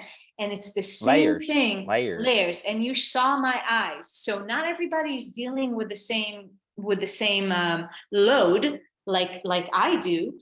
But if that is your case, then it's not going to be just one time 90 days. And also we got to consider what do we do in between. So it's not just doing 90 days and then go and binge on whatever crap that is going to start accumulating again. But to really make this a way of living, to make this a sustainable way of living in which your body continues to be relieved of the toxicity and the waste, and it can do the job of purification and regeneration automatically because it knows how to do it. Okay. Well, Noah, let me add to that right quick, is that I'll give another example of what Noah is explaining. Excuse me, I swallowed my saliva the wrong way. Is that I had a client one time, she was from California as well, and she had been working a lot on helping her body to recover from a lot of things she was had going on. And so she had been already doing a lot of work, taking a lot of Dr. Morse's herbal formulas. She'd been doing all fruit mostly for a couple of years, and she'd been doing some vegetables, but she'd been doing high periods and long periods of all fruit and lots of the herbs and lots of scrubbing and cleaning as much as she could. But she had never went on a liquid fast. She had never stopped eating fibers, you know, except besides the herbs, you know, because I recommend while you're on a liquid fast to still use the herbs, because that will help even scrub even deeper because you don't have the fiber in the way, you know. But my point is that I convinced her, after working with her, because I worked with her for a year, I convinced her to do her first juice fast or solid food vacation. And she said, well, Thad, I'm so disciplined as an individual that I'm going to just see how long I can go, because I'm not going to put a time limit on it. I'm not going to say how long I'm going to go for because it's my first one, but I'm going to see how long I can go. Because she had already had all this groundwork, because, you know, most people, they're not going to go as long as she did after I tell you how long she went for her first juice fast. But she said she kept seeing benefits, so she kept going, you know. And so she did it first for a couple weeks, and then she kept getting out massive amounts of trash and from her colon. And she was like, Dad, I'm so surprised how much trash is coming out, because I'm a tiny woman and I've eaten all this fruit and taken all these herbs, and I haven't seen as much trash coming out. And then she said she kept going. So she went from 2 weeks to a month, and then she kept going. And that was before she was even taking any GI Broom. And when she was doing the liquid fast, because she had been trying some GI Broom and some other bowel cleansers, you know, before that. But she had not started it because the reason why is she wanted to see how much waste she could get out before she added that in while she was on the liquid cleanse. And so she kept seeing all that trash coming out, and then she could see the difference when she did add in the GI Renew or the GI Broom. And she said she kept seeing old trash coming out, even though she was only eating solid food, juices. Well, she went from 1 month to 2 months. And then she went to 3 months on her very first juice fast. And she said she's still seen at the end of the 90 days, old trash coming out, because she could see the difference in the GI Broom and the old trash. And do you know, I've had many other people that have said that a lot of times it takes 90 days to fully see the colon get clean enough from the old waste of what we've consumed from the last year, the last several years of our life. And she said it was totally life-changing because she never thought that she had that much buildup in her tiny little body. But I remind people that we are amazed at what the body can do and how much abuse it can take. both John Wayne and Elvis, both when they died, they had over 25 pounds of waste, fecal matter. They say that, I heard it just recently on a video on TikTok from a colon hydrotherapist, and they said that it was actually 45 pounds for Elvis, because Elvis was on massive pain medication when he died. And they said he had that much buildup in his colon from old fecal matter, because he was severely constipated, and so that's what I'm giving an example that they've said for years. I've heard all the greats say that, what's so ironic is we die from being suffocated from our own waste. We don't die from all these labels, these titles to all these different diseases. We die from suffocating from our own waste. So that's why the art of purification, the art of elimination is always more important than what you're going to add. I have people all the time coming to my parents' health food store, and they're like, I've got a deficiency in this, deficiency in that. I need this vitamin, all these things. I'm like, well, have you ever thought that first you need to eliminate before you add all that new stuff in? Because we're always going to have to practice the art of elimination more than the art of what we add, because our society of humans have been so in a bad habit of over accumulation, overeating, and all these things that we eat, they just congest the body way more than normal, because also a lot of the things we eat was never designed to be put in the human body, like dairy products. Why do we expect the body to, we shouldn't expect any less that the body's going to respond in that way, because that's a substance that was never designed to be put in our bodies. But then to take it even further than that, that's baby food. That's not even human food. That's not even like our own mother's breast milk. That's not even adult food. That's baby food. So see, we have to start thinking logically about these things we subject our body to, and we have to start loving our body like the young child within. And we have to start saying, hey, I can't put you through that because I need you. I need you as my vehicle so I can experience this world, yeah. Yeah, Thad, thank you for sharing that, which is a perfect opportunity for me to actually show what some of what I've documented last year. And Yvette, I'm gonna answer your questions in just a bit, but because Thad mentioned that woman that went on a 3-month solitude vacation, and same thing for me. You look petite woman, and of course I was also my weight kept going down on that solitude vacation last year, which I'm going to speak about in a moment. There's a question about that, dropping weight and then how to gain that again. So just to pause here for a moment, if you are live here with us right now and you don't feel like watching some waste pictures, then you can just turn your eyes or cover your eyes. And if you're watching the recording, same thing. But I feel this is essential to post. This is to show. This is essential, because me and Thad can talk about waste all day long, and you can go online and see mucoid plaque pictures and whatnot. But I feel it's essential because this is me and this is my experience, and these are my pictures. So it's not like I found it on Google or anything like that. The things that I fished out of the toilet myself. They can also minimize the screen so they can still hear what you say, but they don't have to see that. Don't close it out or you'll close out the presentation, but just minimize it and you can still hear us, or yeah. Just don't see the visuals. And Yvette, I'm just going to answer this question in terms of the GI broom and the other herbs while juicing. Absolutely.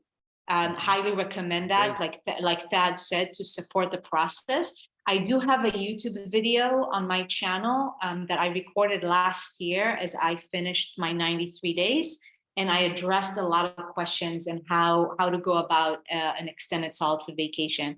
So you go to my channel, the Soteria Foundation and Noga Lakshmi, and you'll find that video, which is, as I said, a lot of information. So I'm going to share my screen and great. I'll go there.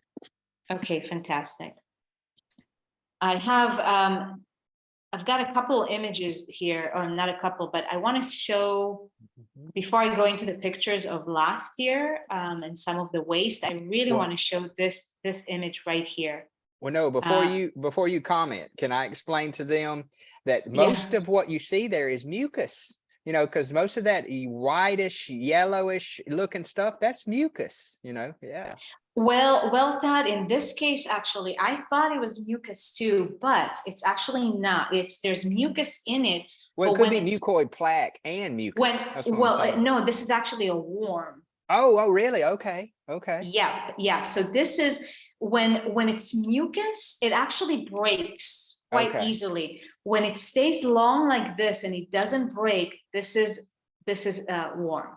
Okay. And same thing, you look at petite Noah. I've stopped eating meat when I was 12. I never ate fish in my life. I stopped eating dairy years and years and years ago. Eggs, like all the things. I've been mainly on fruits for many, many years. I've had deviations. I had issues with overeating, all the things. But when you're looking at somebody that haven't had meat in 28 years now, and Wow, because that's great. these creatures can live in the body for several decades. And so this picture was taken actually earlier this year in June, and that was after 4 days of a dry fast. And then I had some coconut water, and I went to the bath. It was either coconut water or watermelon juice, I don't remember. And then I went to the bathroom and this came out. Wow. Did you feel any like sensations of something moving in your, like, I'm talking about like a pain or in sensation that was breaking free and it was coming out, you know? No. There was no that, but that what I did experience after this, immediately, I felt the difference of cravings, like just Oh, no, wow. like, Yeah. yes. So this comes to show again how these creatures control what we think, oh, my body is telling me to eat this and that. Yeah. Well, also, I was going to add before you go on, Noah, you can also, Mhm. we can also be exposed to parasites from our animals and from our environment, you know, Correct. because we can get them just from handling the animal, you know, too, you know. Yeah. Yes, that very, very true, especially parasites in dogs, and that's like a Mhm. whole other conversation. But Mhm. okay, so these are the pictures that I have. I'll show some of them. I started taking pictures on day 16, and I went all the way to day 78, which is what I'm celebrating today. And last year, though, I stopped taking pictures day 78 because I just didn't feel like taking pictures the last 20 days there. And this time around, I haven't been taking pictures. I have been releasing, but not as much. The last few days have been major release. It's very interesting, and then interesting to see how the emotional state is in line with what's being released. So this is where this was day 16. And what you're going to see mainly, it's like mucus and mucoid plaque. And Hold on, Noah. I think the Mhm. other photograph, you're going to have to close it first because it's on top of it. The one with the worm. Yeah, you have to close it first. Okay. Can you see it now? No, we see the folder with all the Oh, yeah. I So think you I may need have to. to minimize the folder with all the other photographs, and then you can see the other photo that you're trying to show us. No, I think I'm going to stop sharing for a second, and I'm going to share it again. Okay. And I will need to do. I think I will need to do this, and this. Okay. Okay, so you can see There you this go. now. Yeah. Yeah. There you Okay. go. So this is day 16 here. And I want to see if you're going to see. No, Now you're see not the gonna. other photos blocking it. Yeah. Okay, so let me stop sharing You may just again. have to minimize or close out the day 16, unless you put them side by side. You could probably put them side by I side. think I need to just share my whole desktop. So now you can see the whole thing Yeah. of the Yeah. We can see pictures, it all. and you can see the individual picture. Yeah, we can. Okay, and can you see the new picture that I just opened? Yes, we can. Okay, so this is Yeah, what it's we're working gonna better do. now. You know. Okay, great. So this was day 19 after an enema. And these were all like in like hard. Were they like rubbery? Rubbery and hard at the same time. Did they have a strong odor, like a smell? Yes. Oh yeah. There you go. Yeah. So this is mucoid plaque. Yeah. Some people get like, big things of mucoid plaque. For some, it comes out in little ones like this. Then I jumped to day 33. Again, this is just mucus that comes out. And all this mucus, actually, when we talked about malabsorption and things being stuck to the walls, it's all mucus substance, kind of a material. That's right. And I was Yeah, just going to add, the reason why is because mucus is an alkaline buffering agent produced by the mucosa membranes to trap and encapsulate the acids. So you're going to see the mucus coming out, but it has the acid and toxic waste contained within it. Yeah. And depending on the color shows how much it's degraded. Because if it starts off clear, that's the first stage. That's the it's not even really gotten deep. Once it turns white, it's the acute. Turns yellow, it's subacute. Green, it's getting more closer to chronic, and then black is chronic. Yeah. So this is day 40 on the left, right here. This is day 44. Yeah. Again, this is all mucoid plaque mixed with mucus. Yeah. Mixed with mucus. Let's see, I've got this is a really good mucoid plaque picture. This and I wrote here, this was day 51, and I did an enema in the morning, and it was a psyllium husk mix that I did the day before with lemon juice. The enema with lemon. Yeah, because man, lemon, Dr.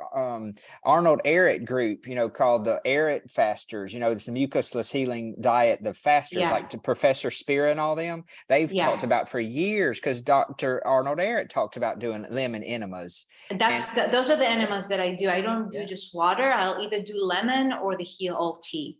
Yeah. Well, you have to be careful within a lemon, though, when you're not used to it, because it can cause some spasming of the colon, because it can be quite aggressive. It needs to be very, very little lemon. Oh, yeah. It's sometimes even just a matter of 5 or 6 drops in a whole quart of water. Yeah, because I tried it several times too, and if I put too much, it would make my colon spasm, and I couldn't hold the water in long enough. Absolutely. Absolutely.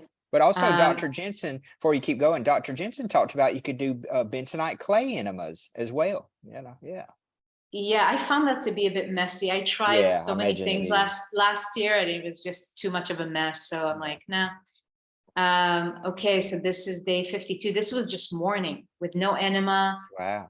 This just came out in the morning. You can see and I don't know, some of it sometimes I didn't really dissect. It could be mucus, it can be other funguses and microorganisms that do come out in this way. I remember this day very, very clearly. It was I was on melon juice all day. I wrote it here. And then in the evening, intuitively, my body said grapefruit juice, which is very, very astringent. And then after the grapefruit juice, I went and eliminated this. And this is not just mucus. This is that can be funguses, that can be biofilms, all kind of stuff. All kind of stuff. But it's good to see it coming out, because you should be celebrating when you see that stuff coming out. You should be like, yes. Oh, absolutely. That's why every time I know you were, but I'm talking about just generally speaking. I tell all my clients, I'm like, that's the time to celebrate. Yes. And this was day 55 again after a lemon enema, and you can see that it's actually seeing these things kept giving me motivation as well. That's the whole thing of like, the longer you go, or the longer I go, it's actually more like the more I don't want to stop, because when I saw this came out of me at day 55, and when I kept seeing things coming out, like I've got pictures here of day 62, like and the smell and everything, I'm like, I'm not stopping now. Well, once you get it started to break free, you don't want to stop then, because then it's more and more stuff can come out, because the more you get it to break free, the more and more stuff's going to keep coming out. Exactly. So this is, for example, day 71. This is straight up mucoid plaque. On day 71, that was in the evening. And other things that came out day 71. Yeah. Things like that. And then I have the last picture here from day 78. Again, same Mhm. just mucus and strands and all of that good stuff. Yeah. So that's it. That's the portion of the presentation that I wanted to share that. And now if you feel like watching the Well, screen if again, any, then if welcome anyone back. in our community has a lot of experience reading these books, because like, Dr. Jensen, he had so many of those photos in all of his books. He had many of them. And Dr. Morse just talked about recently in one of his videos, he talked about Dr. Jensen came to see him when he had some problems, and Dr. Morse put him on some stuff to clean out his bowels and some enemas and stuff. And he said that the amount of trash that Dr. Jensen got out of his own self, and talking about it too, so. And every single one of my clients that have started seeing progress with their health challenges, they seen stuff like that coming out, Oh because yeah. Oh yeah. and that shows that the body is working hard on eliminating the old waste, because the body heals in reverse. It keeps going back farther and farther the longer you stick with the journey, and that's why it's very important to stay on the cleansing journey for long enough, because the less of the environmental and the less physical, the less emotional toxins that come in, the more the body can focus on the old.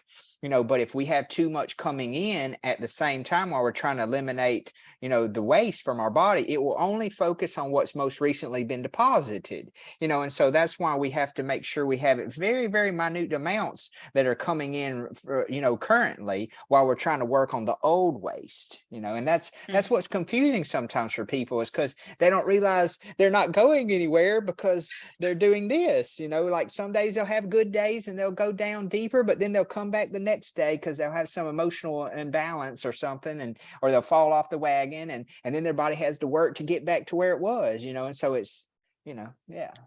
Yeah, and it's just, I can go for hours just talking about beyond just the physical, like the way I feel mentally and energetically. It's just it's a whole new world, and it's such a different ball game that it's too good to stop. And it's very different. Again, the second time around, it's very different now than the first time. The first round last year, I had a lot less energy. I mean, it fluctuates. I had days of more energy, days less, but in general, I have much more energy this time around than the round number one of last year.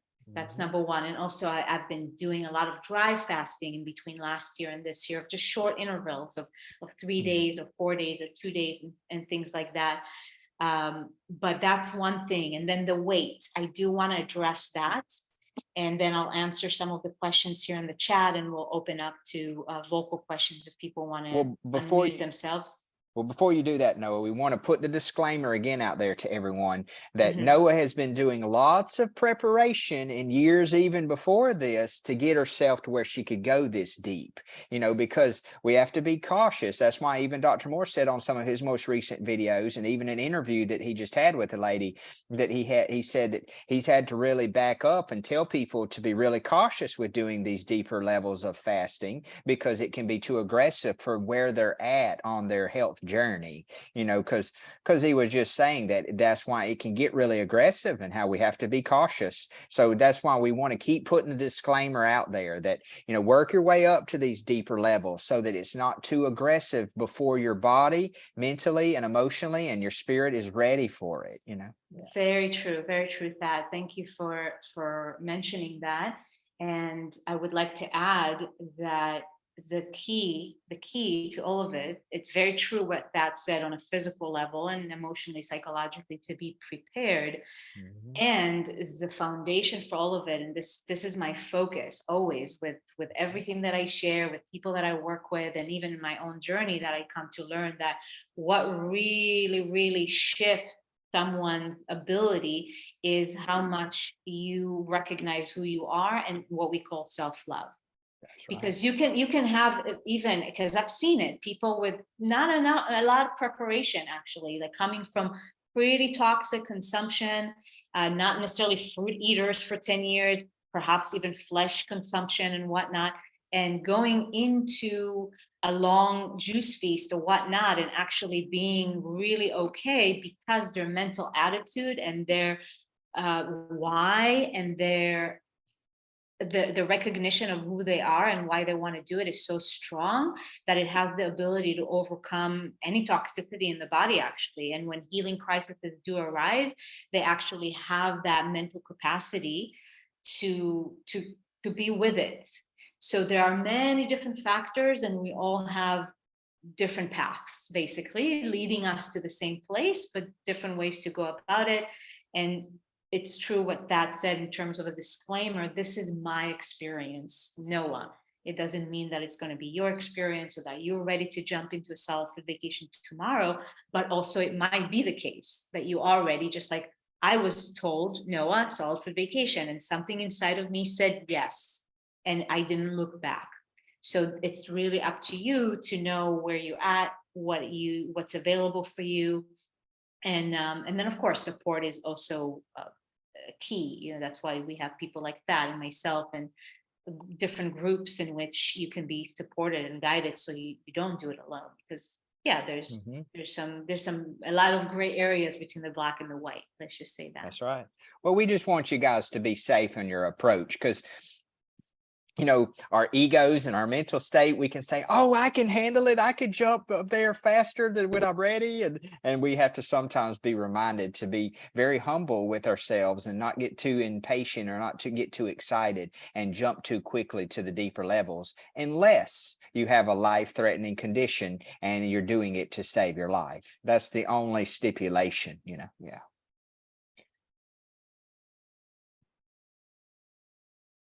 Yeah. So yeah, there's some nuances, and I also like to say, like, don't wait until you have a life-threatening anything. Well, that too, yeah. This is the thing, is like in the eyes and the health history that you have, like when you fill a health questionnaire and you've got the history of your parents and your grandparents, this is where you're heading. I was heading in that direction of whatever I have running in my family, and in my eyes show it so clearly. But instead of getting to a point of where I'm bedridden with arthritis or getting a stroke or something, no, I decided to stop it before. And it begins with the fruits, it begins with different things until you feel, like Thad said, ready emotionally, psychologically, physically to go on an extended solitude vacation. Even if you begin with 30 days. I have a group right now that is doing a 30-day solitude vacation. That is also an amazing step. And then just don't limit yourself. And that's what I tell my beautiful friends in the group is, you don't know, you said 30 days, but you might go longer. So just keep it open and just take it one day at a time. And take it one day at a time. Exactly. Keep living in the now. Always. Yes. Yeah. That's the key. That's why, like, I count the days, because as I said, it's like playing the game, and it's nice to share it with people. But for me at this point, it's, I've set a vision of going until the end of 2022. But at this point, it's more about like, okay, I'm going to go till March because I started on September equinox or a few days before, and I'm going to go until March equinox, so that's 6 months. But there's something inside of me that is very curious to see what happens if I complete a full year. Yeah, Dr. Morse, he's talked about that before. He's talked about some of his clients before have talked about going 365 days on nothing but juices, you know? Yeah. So we'll see. And again, I keep going one step at a time, and like that said, one moment at a time. So I'll keep you updated on the length. But let me answer a few questions here. Yvette asked, what did I eat after I finished 93 days last year? So all fruits, and that is always when you transition out of anything, any fast. And preferably start with the high water rich fruits. Oh, absolutely. First, you know, like watermelon and stuff like that, you know. Absolutely. Yeah. And especially if you're coming off of water or dry, you know, but even juices, you still want to do that too, because you have to slowly wake back up the digestion, you know. But I'll let you go ahead and answer, Noah. Yeah. No. Absolutely. It was watery fruits, because it's not a complete dormant state. Like when you go on a dry fast, is the only, even water activates digestion on a very, very minimal degree, but it's only dry that is completely shut. And that's why dry fasting is, like, when it comes to healing, is on top, when done correctly, properly with the right preparation, as a side note. But with the juices, there's still minute digestion, but regardless, you always break with fruits and with the watery ones. You don't go to dates and bananas and mono. And apples, you know. Yeah, even There's apples too is much too fiber. much. Too much Too fiber. much. Yeah. Watermelon, papaya, and you chew really, really, really, really well. And it was weird. Like, it wasn't enjoyable. It was really weird to have food again. And keep your quantity small, you know, small. Well, yeah, that's you'll very get important, full. because as soon as you wake up, that part of yourself that says I could have real food again, you know, then your body's like, just, you know, you'll try to eat as much as you normally did before you went on your fast, and you'll find that your stomach has shrunk so much that you can't even tolerate even half of what you used to could, you know. Which I'm glad you mentioned that, because so much of my journey this past year was about watching the cycles and the patterns when it comes to food, and how crucial it is to really, again, invest the energy and the emotional level and the self-love, because you can go on a 90-day juice feast, and I see it time and time again, and it even happened with me as well, in which kind of like the beast wakes up, especially if you have history of eating disorders, which which I did have. Then you got to be very, very mindful of how to approach this. So that's why the focus is, it's important to focus on that love and on the emotional state. So when you transition out of a solitude vacation, like the monster doesn't wake up and the old patterns just show up again. So again, case by case, right? It just depends on the individual, but fruits always, I remember, because there's a way to transition according to John Rose, and it's, you still stay on mainly juice on the first 3 days, and you start incorporating mono fruit meal. So once a day, the first day, and then you do 2, and then you do 3. And it's only after the 3rd day that you introduce the salad, if you want to. Now, I was just curious. And on the 4th day, I did have a salad, and I was disgusted. I couldn't even finish it. I didn't even want it.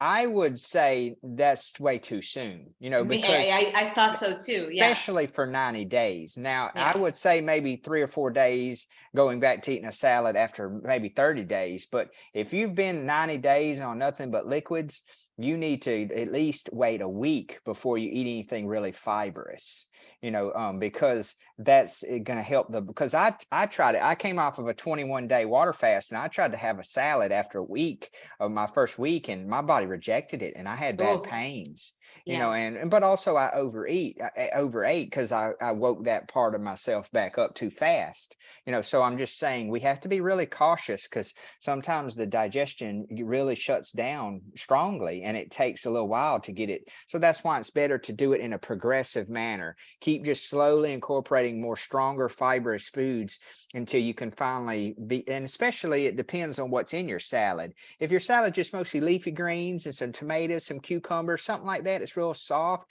that's not as bad. But if you like to put carrots or beets in there, that's so fibrous. Oh, you have to be careful with that. You know? Definitely not. It was a simple and then I would even be careful with lettuce and mango, I think it was. And then I would be careful even with like onions, because they're sulfury and all that, you know. So it really goes back to the ingredients and what's in the salad, you know. And the bottom line is that talking about this is that fruits is that's the fruit for humans, not even salads, believe it or not. Like maybe some tender greens, but ultimately we were designed to consume fruits. If we choose to consume anything solid, then the fruits are the easiest to digest, the least amount of waste that is created in the body. And so that's really the safest ticket when you transition out of a solitude vacation, is stick to the fruits for the first week, at least, you know, and the watery fruits, and then maybe you start introducing some more dense fruits if you feel like it, but avoiding the fatty fruits like coconut and avocados and things like that. And then just be cautious with any kind of dried fruits, like she mentioned, dates, or definitely any dehydrated fruits, because they're so devoid of water again, you know. And very condensed. Yeah.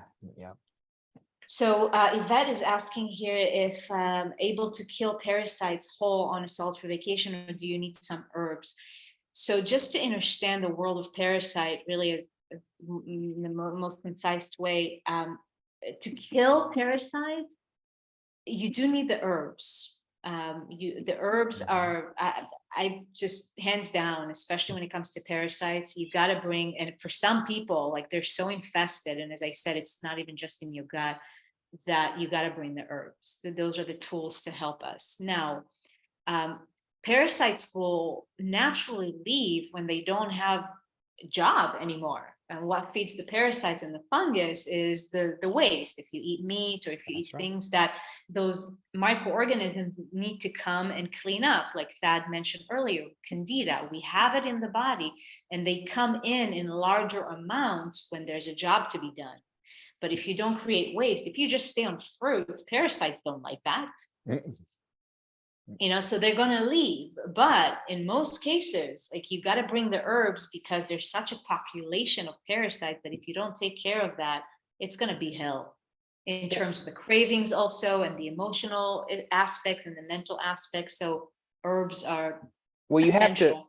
you have to remind yourself, you have to look at it from their point of view. You're their home. Why would they want to be kicked out of their home? So Yeah. you have to work real hard to make it where it's not an environment for them to thrive and live in. And we have to remember, we have to retrain our brains to think of the environment in our body as the terrain. It's not the germ that's the problem, it's the terrain where the germ lives. If the terrain is clean, the germ can't live there. So everything's going to balance out. Your bacterial levels, your B12 levels, your parasites, all those things are going to balance out the cleaner you get the terrain. So again, it goes back to cleaning of the body and where those organisms live. So same thing as Catherine was asking about the blastocyst hominins. Same thing. It's all about the terrain. The cleaner you get the terrain, those things will go away. It's the same thing when people have C. diff and a lot of that stuff. But again, you have to take it back to the personal journey of that individual, because the more antibiotics and sterilizing agents that person is subjected to, their bacteria levels may be so out of balance, their beneficial bacteria may be so low that's why they have more of a tendency to have problems with certain bacteria, even like C. diff. C. diff, just like the blastocyst hominins, it can cause lots of diarrhea and lots of a loss of your water and your electrolytes. But see, when you look at the history of those individuals that have C. diff, the doctors want to give them massive amounts of antibiotics when really they need to help their body to get cleaner, and they need more beneficial bacteria. There was a story I was reading from a great book. It was talking about that some people, the only thing that saves them from having C.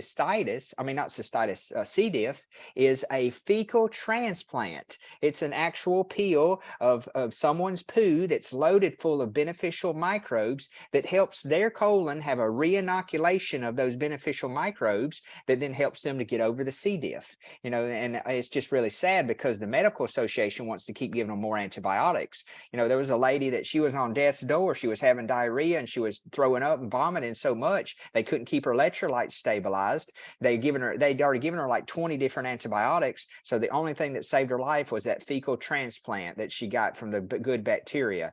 And see, we don't, again, like Noah said earlier, we don't need to let it get that chronic. We don't need to let it get to be that bad. So it's all like what Dr. Morse says. If these things get too out of balance, if the acids get too accumulating in our body, if the bacteria get too over accumulating in the body, if the acids win, if the acids dominate, they will win. Same thing as the parasites. So we have to help everything to not get so chronic. Yeah, that's pretty much as I said at the beginning, Catherine. That's the answer is always the same. And like doing a 3-day this, a 3-day that is really not going to help when That's we have scratching the surface. something like that. Yeah. And then if you just go back to the same old. Now I want to say, because there's a lot of confusion even within the health food industry, that people think I'm eating healthy, that if I'm vegan, I'm healthy, and it's far from the truth.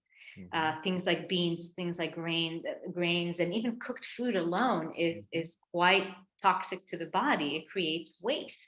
Mhm. So humans want to try and twist it around, but what if I have this and what if I have that? And it's like, listen, this is what's That's the going to bring you to mind. health. This is what's going to bring you to health. Mhm. Start to fast and eat just fruits, and maybe, you know, if you want to have a salad here and there and whatnot, but put yourself on a journey for at least, like, say this year I'm going to dedicate it to my best health of my life, so my Mhm. body has the environment that it can regenerate itself on a cellular level. And we are talking about what it is to do, really. And as I said, solitude vacation is one ticket. Fasting, fruits, it's like you cannot run away from that if you really want to address the core root of what's going on in your body and beyond just the physical implications. Mhm. Okay, so it's not like, oh, take this for that or take this for this. No, it's the same answer. It's that simple. But yeah, the mind just want to make it more complicated. It has to be more intellectual than that. Like, it can be that simple, but it is. It really, really is.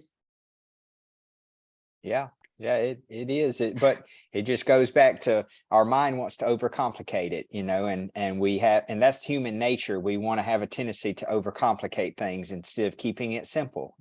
Yeah, it might be complex because we're looking at the different terrain of each individual. Mhm. That's the complexity that, as I said at the beginning, the answer is the same for all of us here. And then we look at the different layers because we have different backgrounds and different whatever Mhm. is going on right now. That's the Mhm. complexity, but the simplicity of it, it's we are all rivers going to the same ocean, and we all have same route to that Mhm. ocean. So another question here from Rhonda. After many days on your solitude vacation, what detox symptoms have you experienced and at what points? I'm on fruit right now and love to do hot yoga, but the dizziness happens immediately after getting off the mat. Just wondering what you've experienced along those lines. So um, I can't really say right now at one point. It really comes and goes. The detox symptoms as pronounced as they were last year. As I said, this time around, there's not that there's no detox going on, but it's just different. And some days, for me, mainly because I still have weak adrenals. So just like you, Rhonda, it sounds like it. If you feel dizzy getting up, that low blood pressure. So that's what I'm working Mhm. with. I have a very low blood pressure, weak adrenals, and so I feel it as weakness. Like when I know that there's a wave of detox coming, I usually feel weak. I feel tired. I don't have energy. On the emotional level, I might feel kind of not depressed, but that was experience that I had in the past. But I would just kind of feel unmotivated, and so those things will kind of creep up less and less. But that's what I experience. And then I see the release coming in the toilet, and then I mentally I feel the correlation again with those low states and then the release that I see.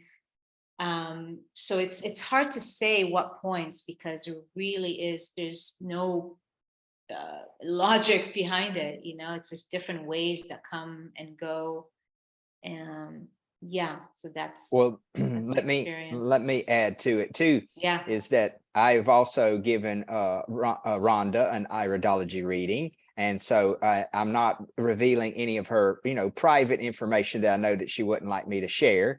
But Rhonda, remember when you look at your report, I showed that you have a weakness there and a radius solaris in your hypothalamus. Well, remember the hypothalamus and the pituitary and the adrenals, and the thyroid all regulate, especially the hypothalamus and the thyroid regulates your body temperature. And so when you're doing that hot yoga and you're getting your thyroid and your metabolism and all that, engaged, that's affecting, all these other areas of your body that have those weaknesses there. And so then that's making your adrenals feel that low blood pressure, and then it's making you feel those symptoms. So that's why you want to remember in the future, this is a really, really great example that you can take your symptomology and you can know how to better prepare yourself. The next time you're about to do the hot yoga, I recommend you to take a dosage of licorice root, preferably the tincture, and that way your body already has some of that herb in there that will help keep keep your blood pressure more stabilized, while you're doing the yoga. And then that way you won't get as dizzy as easy, because that's a great thing, because licorice root is a not only endocrine supporting herb, but it helps to raise the blood pressure. And especially when you're going into doing some kind of activity like that can be draining on the adrenals and the hypothalamus, because it's not only affecting the adrenals because the activity, but it's also affecting the body temperature, because the correlation between the hypothalamus and the thyroid with the temperature, and also the adrenals with the regulation of stress and cortisol production. So you have all those things going on. So we can take the symptomology, we can compare it to the eyes, we can compare all that, and we can see the story and how it unfolds. So see, that's why we talk about all this, because when you can take all that information, you can put it all together, you can see why you're having the symptomology that you're having. I find it very fascinating. Yeah, it's fascinating once you see just how everything is connected and the simplicity of it, really. And I'm going to second what Thad said here from my own personal experience, Rhonda. I as well, my adrenals are actually not that weak. It's my head, it's the pituitary, it's the hypothalamus in particular for me as well. You can see it in my eyes. And it's the gut. It's the gut. So that's the thing. It's a process. It's not an overnight thing, especially when it comes to the head congestion that comes from the gut. And as you saw in my eye, there are many, many layers to scrub. So you stay patient and you enjoy the journey. And I like to say that just surrender to the experience. Accept the process, enjoy the process, and surrender to the experience, meaning that there's just no timeline or anything like that. Just and keep your gratitude. I'm sorry, I didn't mean to cut you off. No, go ahead. But I was saying, keep your gratitude very high. Keep reminding yourself every day how grateful you are just to be able to see, just to be able to hear, just to be able to walk, just to be able to talk. All these things we take for granted, because that keeps you in that state of gratitude. That's that higher vibrational frequency from your emotional bodies that will keep you it will keep you easier to be not in the state of fear, anxiety, and worry. And it's healing. It's because we can't just focus. I say this all the time. You can be on a solid food vacation, but if the gratitude is not there, the appreciation, if you're just antsy, or when is it going to end, or being all stressed out, and things do come up. So that's why it's important to have the knowledge and the information, but to really be in a space of complete trust and gratitude, because those energies are healing by themselves. So it's not just the practical things that we do. Again, you can be on juices for 90 days, but if you're all stressed out and in worry and in lack of appreciation, that's going to slow things down and perhaps even make things worse, believe it or not. It can even make it harder for your body to let go, because you're not allowing yourself to let go. You're holding it in, Yeah. But again, it's going back to our natural state, because our natural state is of gratitude and appreciation. So we got to clean whatever obstruct our body physically and also mentally and energetically to be in those natural states that we are just. But we just have to remember, emotion stands for energy and motion. So see, everything's flowing, everything's changing. We just have to be able to flow with it and keep just trusting the divine flow of the universe, of God, everything, and just keep riding those waves of the ups and downs, Yeah. So I know we going, like we said, an hour and a half, that, and we almost here on like past 2 hours now. So let me just, before we wrap it up, and thank you for those that are still here. And if you have more questions, just type it in the chat.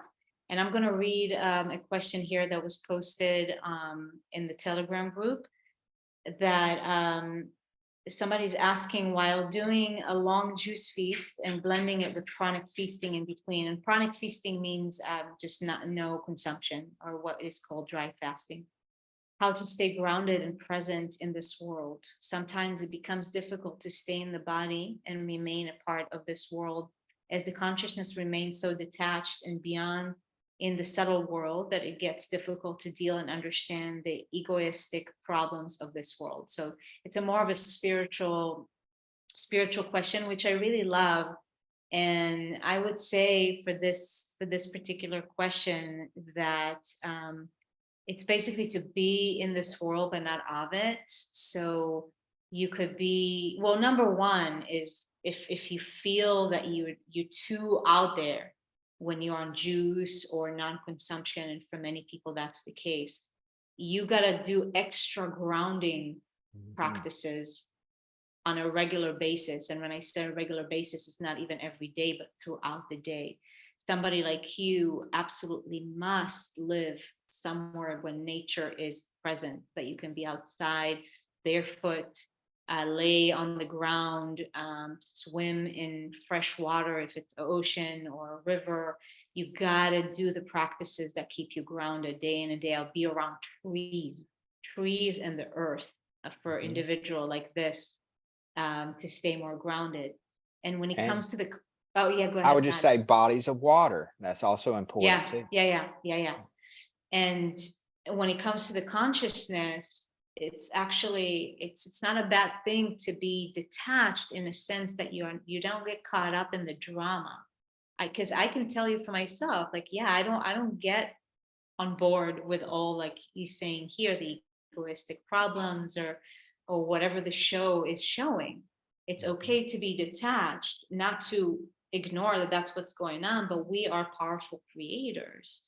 And actually, when you don't get sucked in all of that, you stay detached, you have the ability to actually influence the script of what it is that we see in the world. So I don't necessarily see that as an issue, but it's a matter of just staying grounded and still interact with the world, but from an observer, from the observer's seat, if that makes sense. Don't get too attached to having an opinion about it one way or the other, because what you put your focus on grows. So if you give too much focus on that, you're going to, dwell too much on it. You're going to think too much on it. Like Noah was saying, it's okay to think about it in a real compassionate, detachable way, where you don't get too attached to, and don't get the ego too involved, where the ego starts to have an opinion about it. You stay real neutral about those things, And I want to say also that when it says here the egoistic problems of this world, that there's really no separation. That's another thing, is whatever we see in the world, it's somewhat of it's a reflection of the collective, and we are part of the collective, each and every one of us. So it's always, whatever we see out there, is to bring it in and to ask myself, well, if I'm seeing certain things, is not to say that I'm doing the same things, but if I look at the root of where it's coming from, if I'm still noticing egoist problems in this world, then there's some sort of an ego thing going on here inside. That okay, so let me clean that out. And the focus and the self-responsibility comes back to the I. So that's another way to look at it. It's not like the world is merely a reflection. It's just like when you're sitting in the movie theater, the movie that you see is the movie, but you're not going to go to the screen to try and change the movie. Well, it's because people get triggered, but your triggers are information that's helping you to be aware of what you need to work on. So really, we need to change it and be happy when we get triggered, because that shows us where we need to grow. Because the only reason why we would get emotionally or egotistically, irritated or out of balance from something going on outside of us is because that's a trigger. That's an opportunity to grow. So we have to retrain the brain to look at it as something beneficial, something helpful to us, and be glad that we're getting triggered, because that's helping us to see how we can take it deeper into it. We can feel deeper into it. And that's an opportunity to grow, Yeah. And the second question of the same person, for both of us, Thad, of course, is, and it actually, it goes hand in hand with what I wanted to speak about, which is the weight. The detoxification is a great conscious journey, but how to deal with excessive thinness during this process and how to rebuild effectively. How can iridology be useful in rebuilding post-detoxification? So I want to address the first question here about the excessive thinness, which happens during detox, if it's on all fruit, or even when people go all raw at the beginning, and then especially when you start fasting and then going into the extended juice feasting. So what I'm noticing this time around is that it seems like I'm still thin, but it seems like my weight has stabilized, which is a huge breakthrough and a huge testament of how the regeneration process is now at a higher level for me. Where last year I really just kept dropping. And if you even see that video that I did last year, it was right at the end there of my South vacation, and I'm really, really, really thin. And so it's the thing with the thinness, and I know a lot of people are scared of that. And I'm saying this with a disclaimer, like Thad said earlier, case by case. In general, though, it's part of the process. The body is going to eliminate the weak tissues, the toxic tissues, and part of it is that the weight is going to drop. Once the body becomes, as I said earlier, energy efficient, and it begins to regenerate itself on a cellular level, the exact same food or liquids that brought the weight down is actually going to bring the weight back up. So that's why I have issues with like refeeding and rebuilding and da la la la la. No. That's not, because you haven't gone really all the way. You've done a lot, absolutely. And for most people, it kind of needs to be this. Okay, I'm doing 90 days, or even if you're doing a whole year and then you choose to go back to food and whatnot.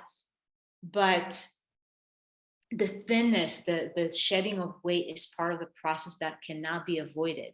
And it's not a big deal for people that might be have excessive weight, but it is an issue for many people that already start from a very thin frame. But that's just part of the process. And rest assured that if you do go the distance, and if you do trust your body, and if you know that your body has the ability to regenerate itself, then the weight will come back. And your body also knows the perfect weight for you. And it's not a number on the scale. It's not how you look in the mirror. It's what is your body wants for itself, which is usually, though, it's low amount of fat, it's slender, it's fit. That's a vital body. It's never going to be like overweight. You might have a bigger frame than somebody else, but a vital body has low body fat and is fit naturally. Well, what I would like to add to it is, let's take it deep into looking at it from this angle too. What I'm about to mention is that on a collective psychological level, they have for centuries now, especially the last 150 years, they have been purposely wanting us to be an over-consuming society of people, and so we've gotten to the state on a collective energetic level where we shame people for looking what's supposed to be normal body types and instead try to be the plus size. Like they're even changing the models and the mannequins to be plus size now to try to make it even more normal. We're trying to get the world like the whole Wall-E movie, if any of you seen that movie, where they just got bigger and bigger and they normalized it more and more. And so then when those of us learn how to work through the process of elimination for purification, then that's when society tries to make us feel bad about vanity, and we start to think, oh, I'm wasting away, oh, I'm dying, oh, I'm starving, all these names and titles that they put on it, to scare us and to make us doubt what we're doing and make us stop right when the body's getting down to the deeper levels that it needs to, because Dr. Morse even said it himself. He said, if you have a certain degree of malabsorption, expect you to get skinny on your journey. That's just to be expected, and we need to reassure people that it's normal and that it's not going to cause damage. It's not going to make it hard for your body to recover. It's not going to affect, your vanity and the way you feel about yourself. If anything, it's going to make you more beautiful later, because true beauty comes from purification from within, because true beauty comes from within. If you want to have the best complexion, the best everything, it comes from within, so, if anything, you want to embrace that purification process. You want to, because because remember, all the most heaviest toxins are stored in the fat. Well, remember, it's not only the fat we see visibly on the outside, it's around all the organs too, because there's been many people that have said for every amount of fat you can see visually on the outside of your body, you have the same amount around your organs and glands, of your inside of your body. So that's why you want to get the body really, really skinny, because the skinnier you get it, the more of that toxic waste comes out of the fat and those other pockets of trash.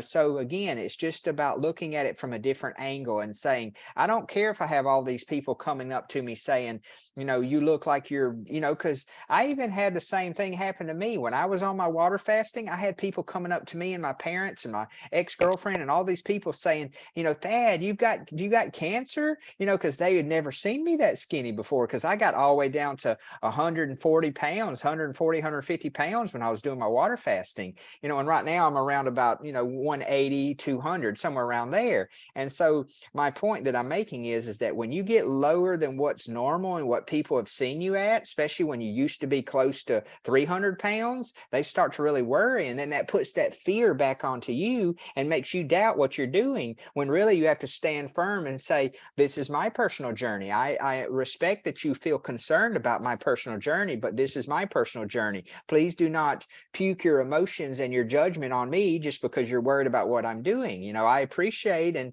I value that you're being concerned for me, but you're over worrying about something you don't have any education on, because, so many people, I even had a lady came in the health food store and confronted me about it. And I said, well, people don't need to get upset at people when they get real skinny from doing fasting. People need to be more worried about what they're eating and consuming. A lot of these people are out there eating processed meats and animal products for breakfast. And she looked back at me and she said, so when I ate steak the other morning for breakfast, you're saying that's bad? I'm like, well, I didn't say that. I mean, I wasn't saying it directly to her, but I was explaining that, that's how common our culture is. And so my point that I was making to her is that we need to retrain us to think that that's worse than just someone trying to get skinny from doing a detox or a cleanse, but see, that's how disconnected people are. They don't stop and think about that, because what I actually did mention is I said, we need to be talking about people that are over there eating McDonald's every day, not people over here doing a fasting and just, trying to cleanse, but we over stigmatize and over normalize these things that are unhealthy, and it's very sad, because it shows that that's why the culture is the way they are. Yeah, indeed. And just as a side note here, or not a side note, but he's asking about rebuilding too. If you want to look at some of the things that, if you want to go that route, I don't really believe in that. That's not my approach. Especially if you're into the pranic nourishment, then that we are nourished and can be built, not from what we've been told and what we've been taught, and people demonstrate that all over. But in terms of food, if you want to go that route, then things like an alfalfa juice, barley greens, the green juices can help rebuild. Moringa, things like that. But really because I like truth, and the truth is when your body is energy efficient, you're going to build on eating one mango a day. Oh yeah. You can be as strong as a tiger, and agile and flexible. And I'm answering your question here too, Catherine. If you're going to lose muscle mass during this process, yes, because if your muscle is built on a toxic tissue, which is the case for most people, then you're going to lose all that is that the body doesn't want. However, though, then you're going to build lean, clean muscle that is that much more efficient and stronger than what you had before. And then next in the time, process, just let me finish this, Thad, and then I'll let you chime in before I wrap it up. Just like Dr. Morse says, when you take your car to the shop, in the process, it looks horrible. And if you walk in and you say, like, what are you doing, dude? You're like ruining my car. Like, work in progress. That's right. And the thing is that many people don't have the patience, or there's, like Thad said, pressures from outside, or the things that we've been Our conditioned, families, or yeah. whatever it is, that people just don't walk the distance because something comes in, or their own internal voices that sway them off course. And then they say, oh, you see, it doesn't work. Yep. Yeah. And what I was just going to add is, remember, Dr. Morse says fruits are the cleaners, greens are the builders. And every one of your largest plant-based animals, they eat high amounts of the amino acids that come from those greens. That's how gorilla gets so big. He eats mostly those greens, and he eats lots of fruits too, but he eats a lot of those greens. And, so we want to incorporate both. But as Noah was saying, and that's what I was talking about too, is that the more you clean up the body in all areas, your joint tissue, your muscle tissue, your every part of your body, and the more you clean it up, like Dr. Morse gave the analogy, you're trying to remodel a house. Well, you can't come in and totally remodel it until you get the foundation really clean, because you don't remodel it on top of a dirty foundation. Okay, well, then you totally clean up the body. And then, as Noah was saying, maybe that the first few cleanses that you do, the first few flushes you do, the body will lose more muscle mass and get more skinnier. But then as you build back healthier tissue, when you build back naturally, then you're going to build back healthier muscle. So the next time when you do a fast, you won't lose that healthy tissue as easy or as much, because it was more healthier tissue. And then as you keep going through these cycles, like Noah's talking about, and like we talk about in our communities, your body won't get as skinny, and it will build back stronger and stronger every time. So eventually you'll get to the state where you'll do a cleanse again, and your body won't have to clean up as much, and it'll be more for maintenance, and you won't lose as much mass, so it'll be more in that stage for more maintenance than it will be, for actually deep cleansing.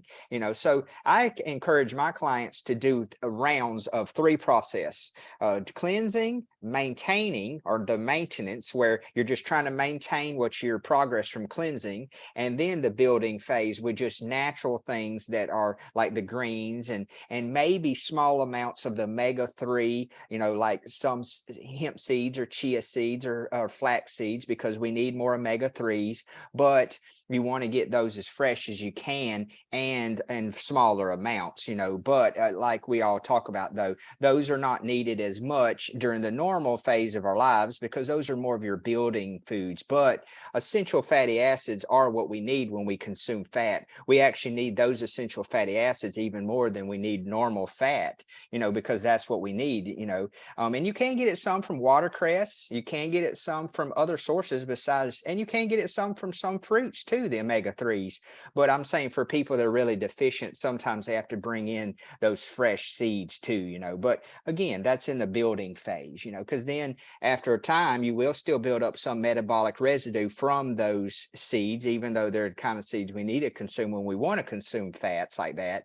But then you'll have to do another cleanse to clean up the body from that consumption of that metabolic, breakdown of that food, So that's kind of the way to think about it, because that's why, if I was to talk to a bodybuilder and they were really trying to bodybuild, then I would encourage them to bring in the things like hemp seeds and omega-3s along with their greens, because you need because hemp seeds are loaded full of amino acids, just like the greens, and also watercress and all that. But that's for someone that's really trying to build lots of mass, in a healthy way, Yeah. Yeah. And then again, we go back to where we started, that the source, is to make the body efficient, that you don't need to rely on all these things and consume really less, and you'll be amazed of how little you actually even need to do in order to build muscle, unless, like Thad said, if you want to be like a bodybuilder, which is not necessarily healthy, but if that's your thing, then go for it. But if you just want to stay fit and strong, you need to do very little, and you'll be amazed, just like, whoa, my muscles just show right away after like nothing. So it's becoming energy efficient. The more energy efficient your body, the cleaner your body is, the more energy efficient it is. And then the less you need to consume, and the more you can do, the more you're available for on all levels, physically, mentally, emotionally, and spiritually. So it always comes back, no matter how many questions you're going to ask, and we can give you bazillion answers here, Thad and I, but it always comes back to the simplicity of like, okay, we showed you the hub, we showed you the center hub, and you clean that, you relieve the entire body from a heavy load, and give your body the opportunity to regenerate itself, so you can experience these levels of vitality and strength and flexibility and clarity that that is our true nature, our natural state. Yeah, and remember that it's a process, you know, and if you established in self-love, then it's like, is there anything better to do? Yeah. And also remember, don't become hypochondriac or obsessive over the journey to well-being, or Absolutely. because then you get it to where you're always obsessed over, I have to be this way, or I'm not gonna be happy. When, you know, it's about the journey to be enjoyed. It's about enjoying the process. It's because there's always going to be more change. There's always going to be more stuff to work on. There's always going to be deeper levels. You're never going to get to a perfect state, because your perfection is a wounding pattern and illusion anyways. Life is perfectly imperfect, you know, because that's the irony of life, you know. So don't take it too far. Don't get too obsessed about it. Just find a healthy balance, and then just enjoy the process, you know. Enjoy the ride. Yeah. Exactly. Well, friends, thank you so much. Those of you that stayed here this whole time. Wow, thank you. I mean, Thad, we were like 2.5 hours, and I know we can keep going for so long, because it's such a true passion for both of us. And again, thank you for joining, and thank you for being inspired and being motivated. And yes, and we'll do this again sometime too, and we'll do it on different topics, you know, because we just want to share this information to get it out there to the communities and get it out there to people that need it, you know. And so, you know, we really appreciate the opportunity that we can talk to those that really value this information, you know, because it is such a small percentage of the people in the world that are even going to be open in their mind to willing to try it, because it really puts a lot of pressure on some people mentally and emotionally, because they have to step so far out there from what they're traditionally used to with their family units, you know. And so it just takes lots of braveness, and it takes lots of saying that this is my personal soul journey. You know, I love my family, I love all these other people, but this is important to me, you know.